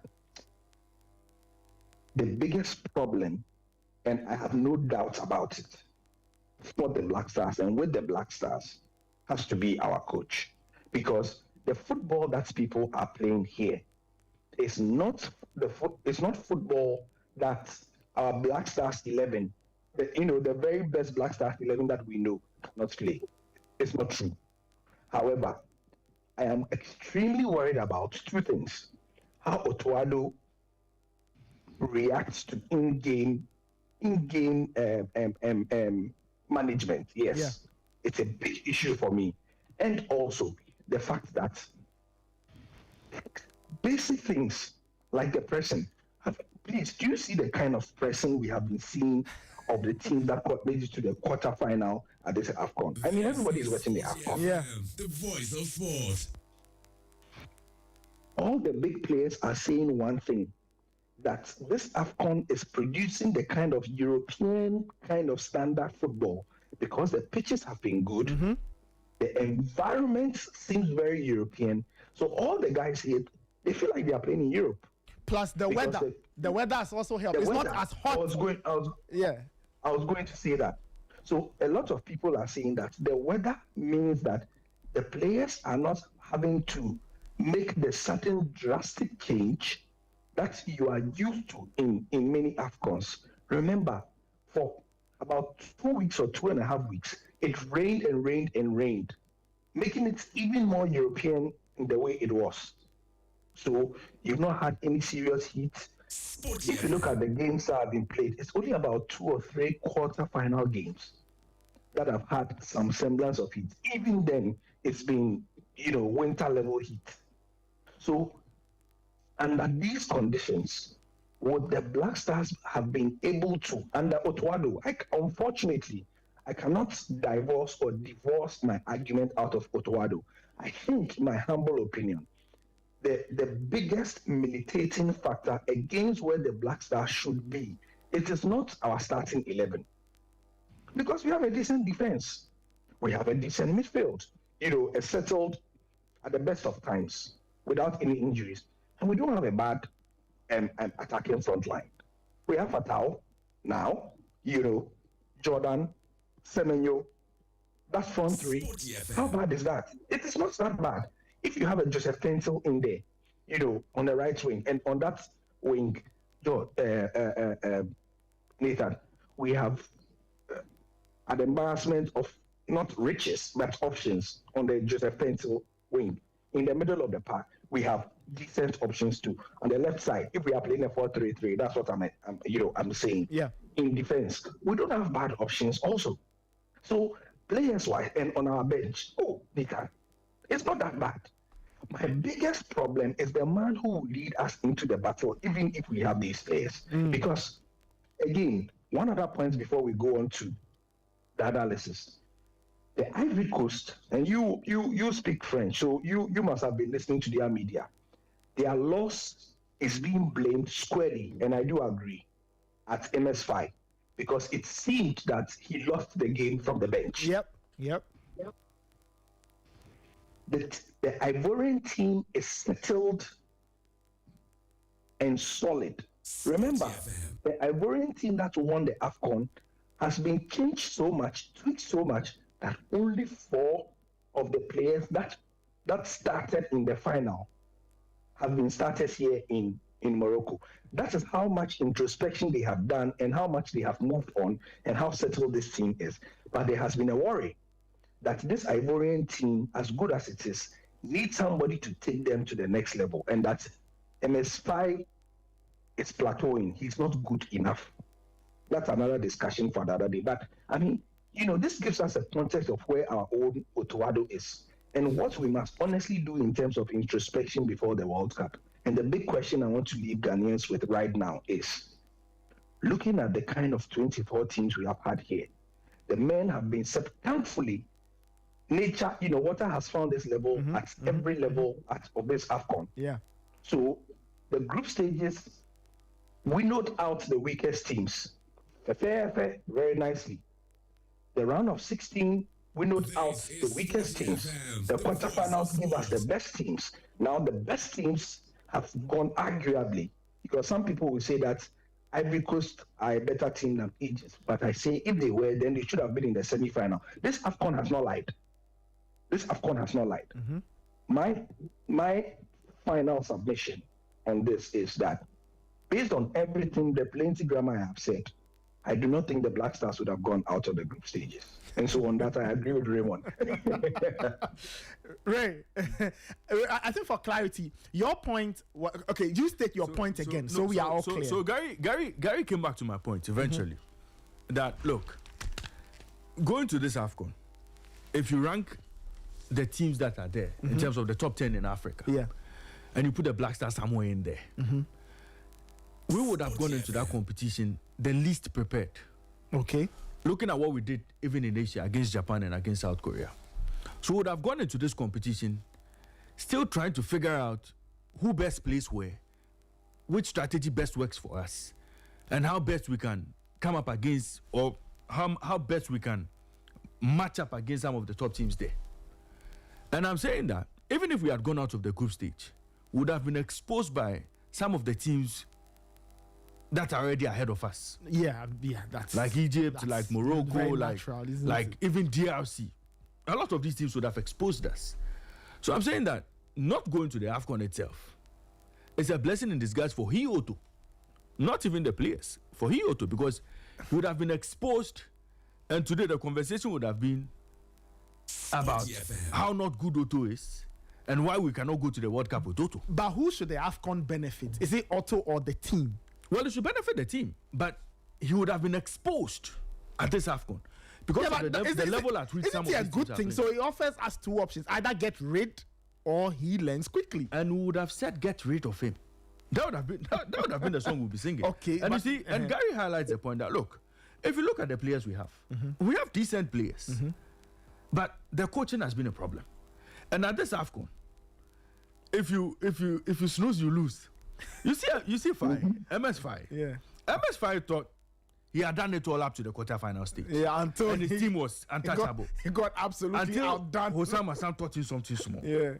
And at this level, look at the coaches that have qualified. Rekwagui, look at his experience. Look at the experience. And even he, as Gary said, he seems to be like on borrowed time. Or some people think that he's not even coaching. He needs to make a statement with this AFCON. Yeah. He needs to win it. And the Americans are not taking anything apart from a win from him. Then you look at they'll sack him. Yeah, they'll sack him if he doesn't win immediately. And you look at as everybody will tell you guys. I mean, Regragui, like the replacement. Can you imagine? The whole country knows who his replacement is. It's and who's his replacement, if I may ask? Sektui. Tariq Sektui, who won the Chan? Yeah. Sektui. Yes. Regragui has been on borrowed time for a while, actually. Yeah. I see. You see, he's been on borrowed time for a while. and then you talk about Eric Shell. Yeah. In the semifinals. Of course, Eric Shell has had his own troubles. But the Nigerians will tell you they wish he had come in earlier. The time he was struggling with Mali. They'll tell you they wish he had come in earlier because he has a decent record with them. Then you pick how do you call him? Senegal. Pape Thiaw. He's been with that team for a very long time. He knows the team inside out. Even through the qualifiers. Guys, Pape Thiaw gives me a MS5 vibes. No, but like a coach who's one game away from getting absolutely undone. But I mean, his team is here. They've made the last four. So you look at that level. Yeah. And you look at how well they've played, even at the quarterfinal stage. Yeah, true. Look at how well the teams played. Even Saint Fitz Mali. Yeah. They did well. Yeah. Apart from those red cards they were taking. Yeah. He looked like he had steadied the ship finally. And Mali looked like the real deal at this tournament. Yeah. That's why the fact that they still struggle to win games. They look decent. Yeah. We would have gone into that tournament and our coach would have let us down. I see. Anyway. I didn't say. Our coach would have let us down. I don't. And after the tournament, and after our exit, we would have been crying. We would have been saying, hey, Otto is not good. And, taking us back to when we failed to qualify for the AFCON and everything we said. And that's why I'm saying that, look, going to this World Cup, we have a very good team. But our problem would be the managers will come up against. How well do put together their team? How well do put together their team to deal with our threat and possibly impose themselves on us? And our problem will be how our coach may not be able to react. That will be our challenge at this year's World Cup. And that's what I'm saying. This AFCON we didn't go to saved one person, Otto. So the AFCON saved him. It saved him. But it's not helped the team. No, it's not helped the team. Yeah, but are we here for Otto's safety? No. I mean, we didn't go to the World Cup, so nobody got to expose the AFCON our coaching challenges, and nobody even got to expose our deficiencies in certain departments of our game. Right back, left back, goalkeeping, midfield. Look, that partnership between Kwesi Sibo and Thomas Partey hasn't met any test, hasn't faced any serious. I get you. You know, the AFCON would have given. The only thing we can boast of is possibly our attack, because we have some big names there. We'll drop some big names. Even the big names. Semenyo has not really covered himself in glory for the Stars. Of course, then this would have been another opportunity for him. I'm saying that we would have gone to that tournament as one of the teams that has qualified for the World Cup and not be the most prepared for the AFCON. So I would have struggled. So you say that whereas other teams, but I think the agreement across the board was that at whatever level you are, this AFCON is a prep. Absolutely. Winning it, of course, is important, but ultimately it's a prep. But you say that we were going to experiment. Say that we would have used the AFCON to experiment, not necessarily have tried any bigger ambition. Yeah. Interesting. 9:21. Gary Al Smith and Michael Asai-Bredu are joining us from Morocco. Guys, let me start off with Morocco. Gary, I'd like to hear your thoughts on one, the reaction to the display. There are so many people talking about the officiating, how Morocco have been helped and aided and all of that. And some people say that if you take that away, the Moroccans have deserved to be here. They've actually played some very good football. Your thoughts on them and what exactly have people been saying, how people been reacting to the results? I think both things are true. Morocco have been helped. They have benefited disproportionately, I think is the word, from officiating, but has the team been, especially in their last performance, both teams were very, very clear, and I think that's the refrain from any neutral was that, but Morocco, the way you are good, you would have beaten these people anyway properly. You don't need the kind of help you got from the officials, because Regragui played arguably the best game he's played in a long, long time. It was almost perfect. What I cannot forget was the pressing. It was insane. Yeah. It was truly, I dare say, world class. I mean, they went on at it for 90 odd minutes. In the final 2-3 minutes of the game, they were pressing like it was minute one. You get the point. And for me, I don't know if they are picking, because another one of the complaints against Morocco was that despite his unbelievable record, and yesterday, as it were, what were we doing as I boy when you were telling me what is that? Yeah, we were at the cafe. What's the cup? Yeah, we're getting food, and as I boy tends to have these tendencies of, and let me say this while we are on. The reason why I think Asaibodu is so good at what he does is that the man, he doesn't take a break from thinking about football. Because on two separate occasions, like we are doing something completely different, then he says, Morocco, I think that's the way they are playing almost statistics, ASA. I'm like, dude, we are eating. I'm like, bro, like boss, like we are doing something completely different. But yeah, so as I already gave the information, I mean, completely out of nothing about the guy's stats, and what his thoughts on Regragui is, because he has incredible numbers. But I was saying that the complaint or the critique about Regragui is that despite You know, they are one of the they have one of the longest unbeaten streaks in world football currently. Is it 32, 31, 33? Or something like that. Yeah, I tweeted it the other day. But people have said that if you look at the teams that he has had, the kind of setup, the kind of resources, the kind of players at his disposal suggests that he should have even been dominating a lot of the games he has won better than that. And that's why his job is on the line. Not because he has not been winning, because as Iwedu pointed out to me at lunch yesterday, he has lost only 4 games. And who are the 4 he has lost against? They include some very good teams. Croatia, France, and 2 others. So the teams he has lost against are not bad at all. But the argument that people are saying is that, you see, he is beating who he needs to beat. Because the level that this Moroccan team that went to the semi-final of the World Cup have reached, there are certain teams where he should not be having problems against. Okay, so that is what is being said about Regragui and where the team is at in terms of officiating and so on. But I must say, Nathan, but it seems that it is only those of us outside Ghana who are seeing that Morocco are being held by officials. The people inside Morocco themselves, they don't see it. I saw just a quick one before we proceed with the conversation. I saw videos of Samuel Eto'o very agitated in the stands and remonstrating quite actively when that game was happening. You are going to put me in trouble, but I'll say it anyway. So, the chameleon Samuel Eto'o has been seen properly in that last game they played. What am I talking about?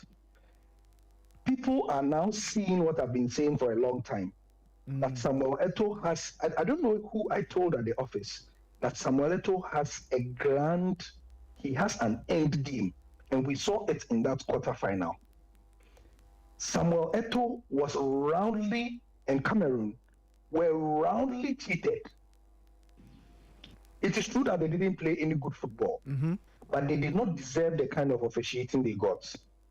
Now, here's the scenario. Samuel Eto'o was seated in the VIP area, together with the Moroccan FA president, the CAF president, and the dignitaries over there. Now, he had to behave either one, like the Cameroonian FA president, or like a CAF executive. He had to choose how to behave. As a Cameroonian, he was always going to be justifiably very, very, very, very angry at the officiating that was going on in front of him. As a CAF executive, he had to sit down like a good boy and just watch.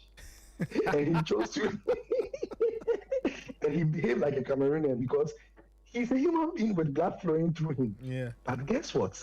Immediately after the game, the CAF executive and the man, this is the big one, Samuel Eto'o wants to be CAF president. Whisper it quietly. That is his end game. That is his end game. So immediately, guess what? This is the letter that Samuel Eto'o wrote.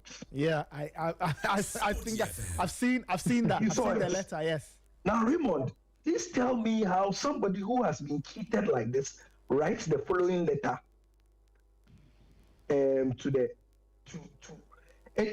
guess what? He wrote this letter not to anybody but to the Moroccan FA president. And I said, hey, Samuel Eto'o, what are you doing?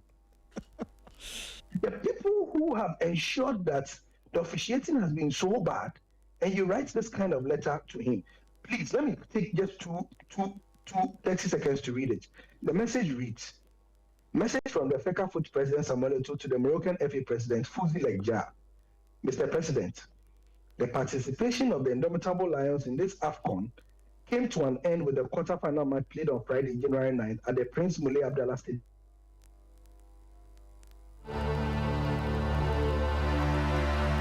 All right, we'll bring Gary Al Smith and Michael Azarbedu back.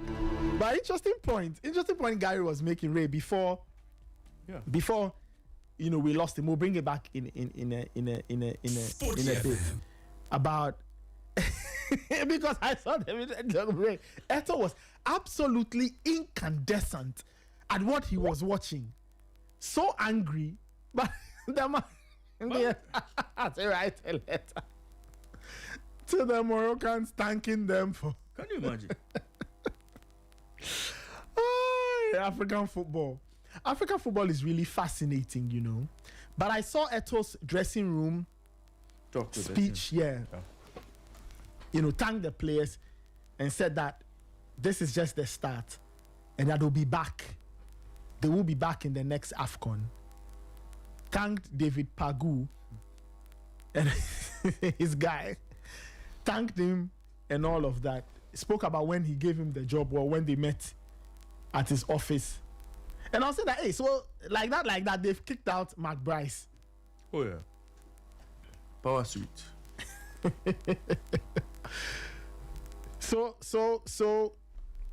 This that's Sporty FM, the voice of sport. Anyway, but look, it was a very, very, very interesting one. I think that let me read. I have a copy of the letter. We'll get back to the guys in a second. So Ray, the letter says, message from FECAFOOT president Samuel Eto'o to the Moroccan, to the head of the Moroccan FA, Fazil Ekjahin. Says, Mr. President, the participation of the Indomitable Lions in this AFCON came to an end in the quarterfinal, or came to an end with the quarterfinal game against Morocco at the Moulay Abdallah Stadium in Rabat. The match was won by the Moroccan team. On behalf of the Cameroonian delegation and supporters, I would like to express our respectful greetings and congrats in a spirit of fair play and mutual respect. We also wish to express our deep gratitude for the exemplary quality of the organization of this competition, as well as for the fraternal, warm, and benevolent welcome given to our team, our delegation, and our supporters by the Moroccan people. The mark of hospitality observed in all the places visited testify to the remarkable prep work conducted by the Royal Moroccan Football Federation. We wish the Atlas Lions good luck for the rest of the competition. We thank you once again for the strength of our fraternal ties. I ask you, Mr. President, to accept the expression of the calm and respectful consideration of the Cameroonian Football Federation. So this came from FECAFOOT, right? FECAFOOT is the Cameroonian Football Federation. So this is the letter they sent to the Moroccans. Despite It's a love letter. It's a love letter. Despite everything they had seen on the pitch. Despite the mafia. Despite the way the mafia them, man. Anyway, Gary, you were making a point. So that was the letter. Apologies, the line dropped, but that was the letter So that's what I was saying. Yes. These are the true shades of Samuel Eto'o that was clearly on display for us, you know. And I mean, for those who are very conversant with the inner workings of CAF and so on, I mean, they will tell you that there's a lot of very interesting alignments going on, and Eto'o's end game is to be CAF president. So yeah. Wow, interesting. The politics of the beautiful game. You must love it.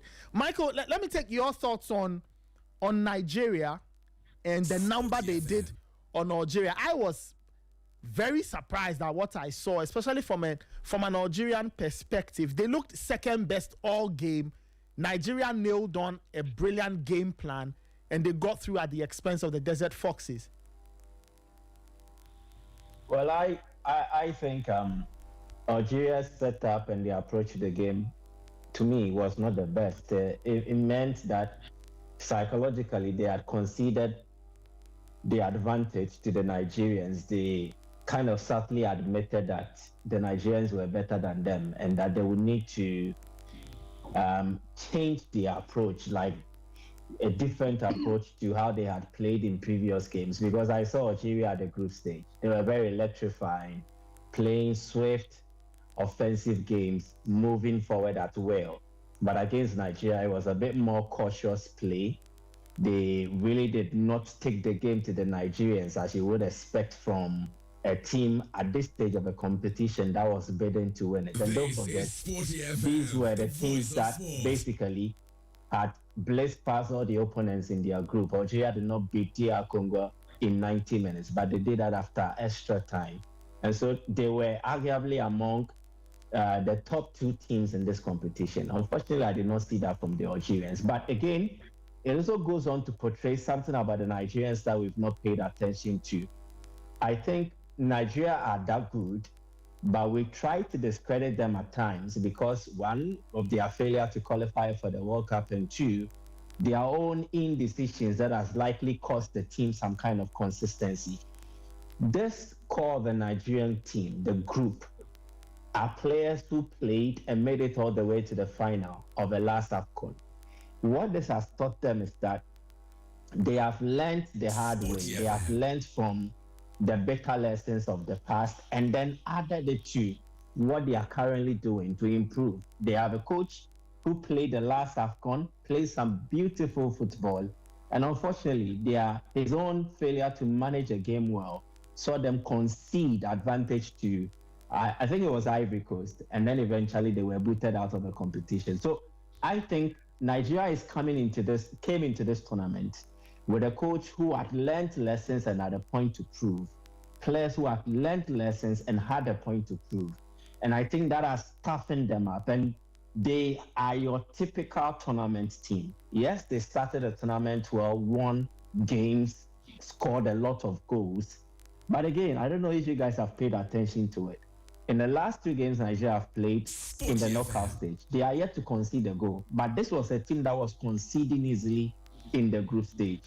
Now they get to the knockout stage, the business side of things, and then they are showing you another side of them, which is defensive solidity. They did not concede against Mozambique. Yes, relatively was an easier opponent. Then against Algeria, who had been scoring for fun and has scored in every game they had played in. Are some of the interesting attackers in the African game now. Ibrahim Maza had been a breakout star in this competition for Algeria. You had Riyad Mahrez with all his experience and everything he had done. Mohamed Amin Amoura, we know what he's capable of doing. And Nigeria meets them, and then they shut shop. They are able to stop these Algerians from having any serious attack. At a point in time, I think around the 50th minute or the 60th minute, Algeria had not even had a shot in the game. So Nigeria seems to improve game after game, and they show something different. Character, defensive solidity, and explosive attack. I think by far, maybe we need to give them due credit. They are that good. And if we are seriously considering those we think are capable of winning this competition, I think Nigeria should feature in that conversation. Morocco, I don't think, has faced any team up to the standard of Nigeria yet. And it will be a very interesting game. But watching them do what they did to Algeria, clearly, I think only Nigeria can stop Nigeria. Wow, interesting. Gary, where do you think Algeria go from here? I guess it's last chance saloon for players like Riyad Mahrez and Quao. But for the others, where do they go? Do they keep Petkovic? Do they make a change at his level? Petkovic, who nearly became the Black Stars manager at some point, remember? Yeah, I remember. Has he done badly? I don't think so. This is Sporty FM, Unlike the voice many- of sport. Unlike many Maghrebian nations, Algeria also have their pick. Not unlike, or just like many Maghrebian nations, Algeria have a large pool of diaspora talents that they are able to, so they don't have that problem, right? It is Tunisia, actually. Tunisia, of all the Maghrebian, the guys at the top there, at the top here. Sorry, why am I saying why I'm here? Morocco, Egypt, Tunisia, the Maghrebians, yes. It is Egypt who have a shocking lack of diaspora talent to pick from. And if you listen to Mohamed Salah, you check all his quotes, at every stage of the competition, Sporty he FM. has mentioned the fact that his team is filled with non-European players. And I don't know why he's saying it as an excuse, or he's saying it for us to give his team the due respect he feels it deserves. Because I have the stats from, in fact, I was even going to make a video. Yeah, letting me give all my filler before the time, but no problem. So if you look at the number of players who play in Europe in each of the semi-finalists we have now, right? And this is because I was wondering why Mo Salah kept saying that. Remember he said that before, after the quarterfinal. Yeah. He said that after the round of 16 as well in his interview. Then I found out why. Because it goes into or fits into the excuse that Hugo Bruce gave. When South Africa lost, you know the first thing Hugo Bruce said, right? Yeah, I'm sure you have seen it. Yeah, they needed more European-based players. Yes, it's been a hot topic in South Africa, but we'll get enough time to discuss that later, because while I agree, I disagree also. But here are the stats. Nigeria's squad, 26 European-based players. Senegal squad, 23 European-based players. Morocco squad, 20 European-based players. And drum roll, Egypt squad, 3. Wow, 3. 3! Wow. Which is what makes Egypt's progress even the more exciting. Which is what makes the progress even more exciting. It is such an outlier. The numbers are so skewed against them, because you see, anytime Hugo Bruce makes that analysis, we have to look at this stats, okay? But then, this is just to answer your question properly about Petkovic. Algeria have a large diaspora talent. You do inside French football, so you know the demographics of Algerians. Yeah. They have the largest population of, there's a stat. Algeria has the largest population of immigrants, I think, officially now, than any other country now in France. I think, I may have to check. But they are definitely in the top 3 right now of immigrants in France that are not, natively French. Yeah.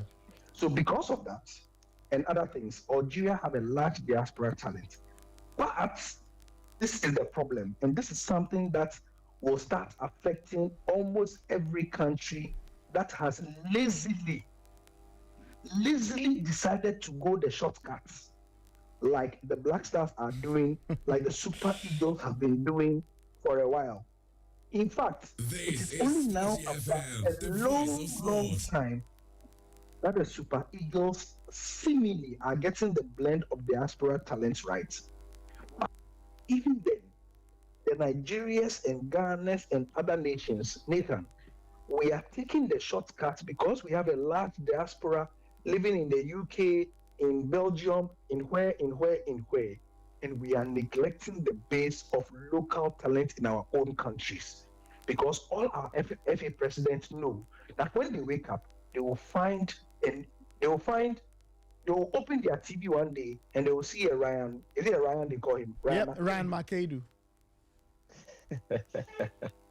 So they will neglect that boy who is in Yankala, who is doing well, who went to the World University and clearly needs to be nurtured. They will neglect that boy or that player in the Volta region in Jessica, who has so much potential and needs actual work to be done from the structures of the FA. So in a properly functioning country, the regional FA will spot that boy in Jessica. Calls will be made. He'll be brought to one of the 2 teams in the Ghana Premier League in the Volta region. What's it called? Hohoi United. What's the name? Hohoi United, sorry.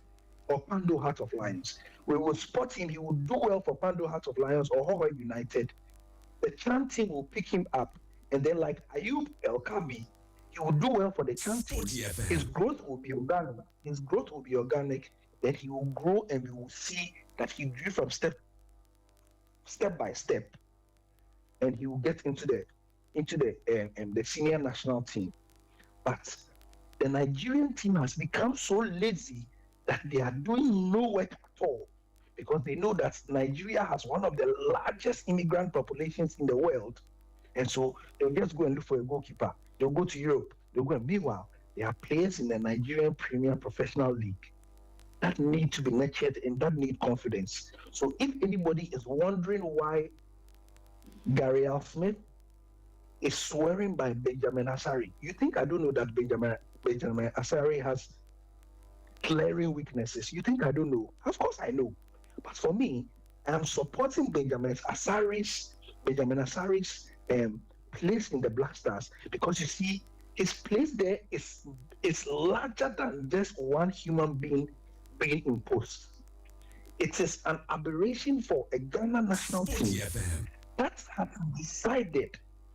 decided, Nathan, that we won't do the hard work, that we won't help the local player who is playing for Kotoko, for House of Folk, for Great Olympics, for Vision FC, for Mediama.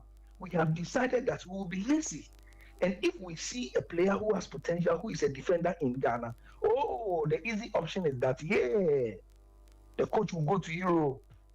Then you go and see some guy whose mother is Ghanaian, whose father is from some country, or some player whose both parents are Ghanaian, and then we bring him. In it, as the Nigerians call their diaspora boys, the in it boys. That's what they call them. Many African countries have decided to be lazy.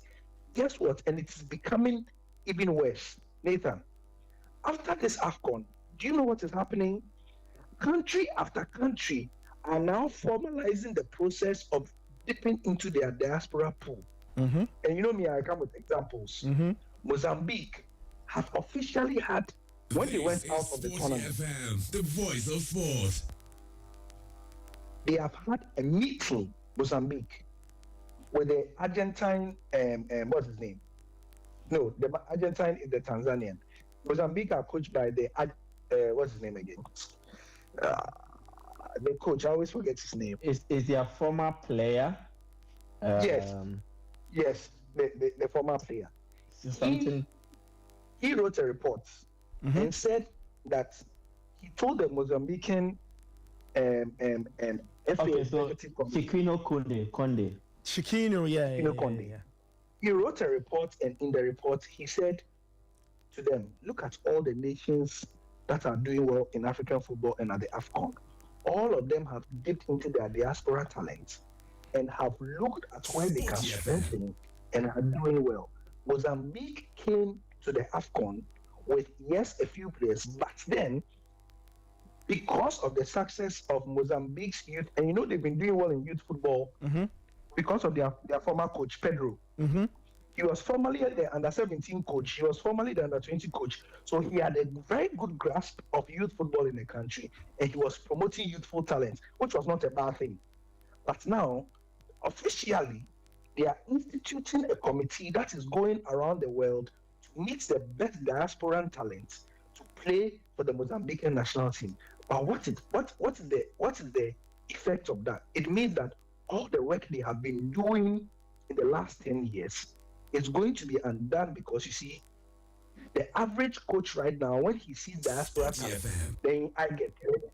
Then you know the eyes are going pre like that, because it's easy. It's easier to go and look for somebody born half Mozambican or half born in Africa, you know, or born by, you know what I'm trying to say, with like Zinedine Zidane's son is. Algerians are very angry at the decision to field Lucas Zidane, because, Nathan, this guy only came a few months ago and you have given him the number 1 slot.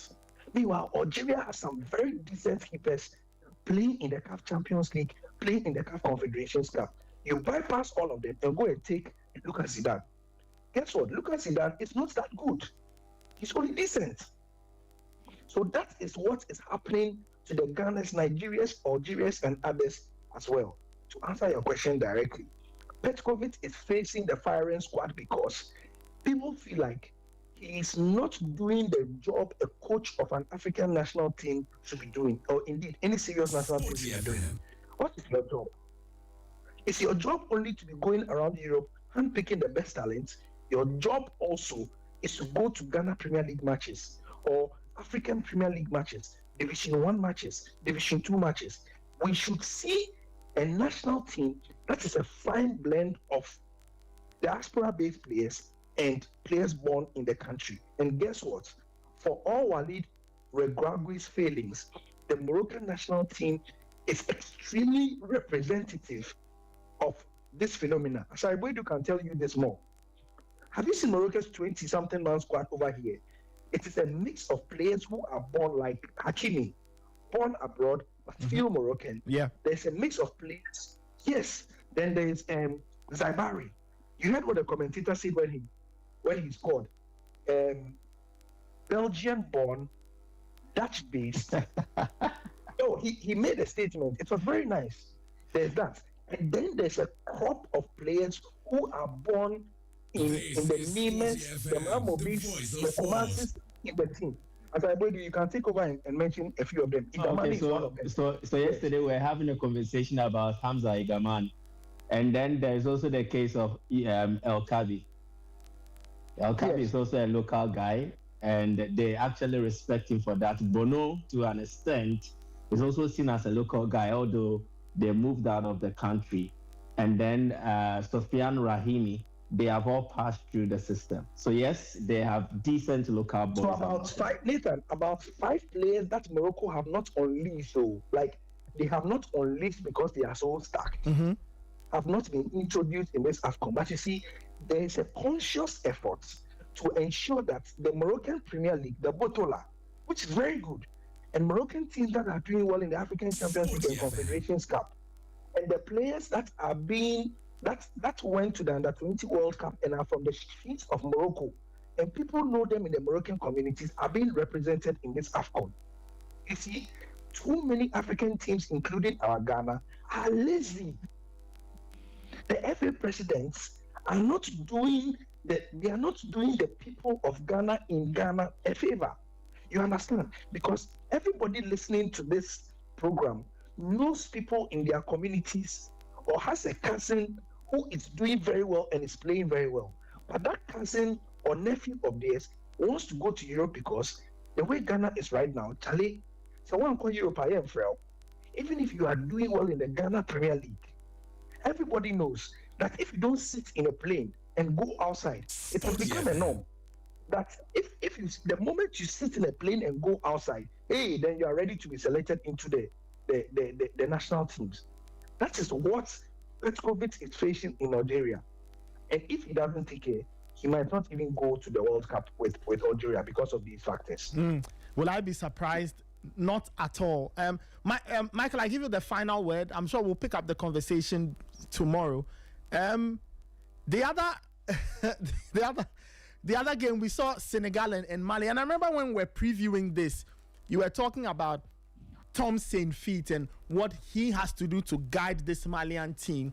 Even though they got eliminated, what do you think the Malians will take away from this competition? I mean, obviously not the bad habits of red cards, but yeah, what else are they going to take away from this run in the AFCON? So I was at a post-match press conference, and Saintfiet was asked this question in French, and he spoke about how proud he was of the team, although there were shortfalls. In fact, some of the Malian journalists questioned him on their approach, that they did not really have much possession. They conceded possession to opponents, and then they much more defended. And he referenced their first game against Comoros, and he said that, their first game against Zambia, and he said that they had a lot of possession, but what happened in the end?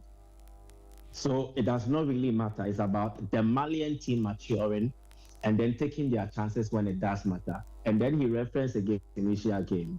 They were down by 10 men. Tunisia had a fair, decent amount of possession, but the Malians made it count at the crucial moment. And he explained that football was more about moments. But from his conversation, he seemed to agree that Mali, yes, do have talent, but they will need more than that to be in a position where they can actually scale that hurdle. It looks like they are stuck at the hurdle where they will move between being one of the second best teams to be one of the best teams on the This is continent. Sporty And FM, he the voice said of that sport. they don't just need technical staff, coaching, do this, do that on the field of play. They will need more than that. And he spoke about maturity, he spoke about attitude, and then he spoke about discipline.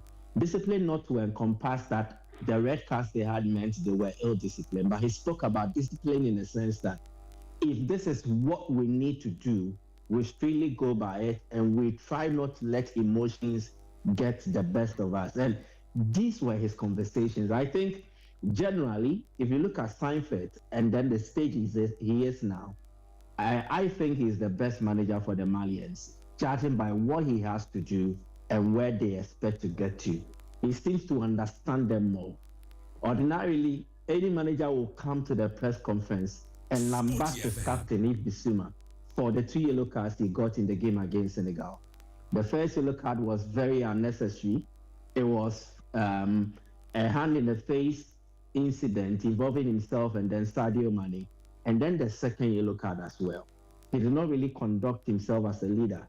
But Sanfeit, I know, will find a proper way to deal with it when he gets to meet the player face to face. But in the public, he shielded him, he protected his players, and then he kind of deflates the mood the Malian journalists were in. And then if he saw that if he had decided to go banter to banter with them, it wouldn't have been pleasant. He managed it well with his communication, and I think he's experienced, and he will be in a position to transform them. One is to change about Mali. Definitely, we know they have the talent. We know they are very good technical players. But what needs to change about them has to do with their maturity, their character, and then their general attitude in crucial stages like this. At the last AFCON, they let it slip when they had the advantage against Ivory Coast, eventually losing after extra time. At this AFCON, I believe if it was 11v11, it wouldn't have been smooth sailing for Senegal. Even with 10 men, Mali took the fight to Senegal, created some very good chances. So what is not in dispute is that they have a certain technical quality in terms of their playing body. But what the coach needs to add, which he has accepted and knows, is the maturity, the attitude, character. These are things that need to change about them. They aren't really a bad side, trust. All right. Guys, thank you. We'll wrap it up here. We'll speak again tomorrow. And then, we'll try and pick out some other big points. And then on Wednesday, we preview the semifinals full blown. Guys, thank you so much. Michael Asaibuedu and Gary Smith, you guys are in Morocco enjoying yourselves. I'm sure the weather is good. How's the weather like this morning? Sunny, hot, rainy, cold? It's sunny, but it's a bit cold. But I do enjoy weathers like this. It's better than being wet and cold. I like dry, sunny weather. It's so bright. Yeah, it's very good. Wonderful. Guys, take care. Enjoy your day. We'll catch up later. All the best. All right. So, Gary Smith and Michael Asaibuedu joining us from Morocco. We are wrapping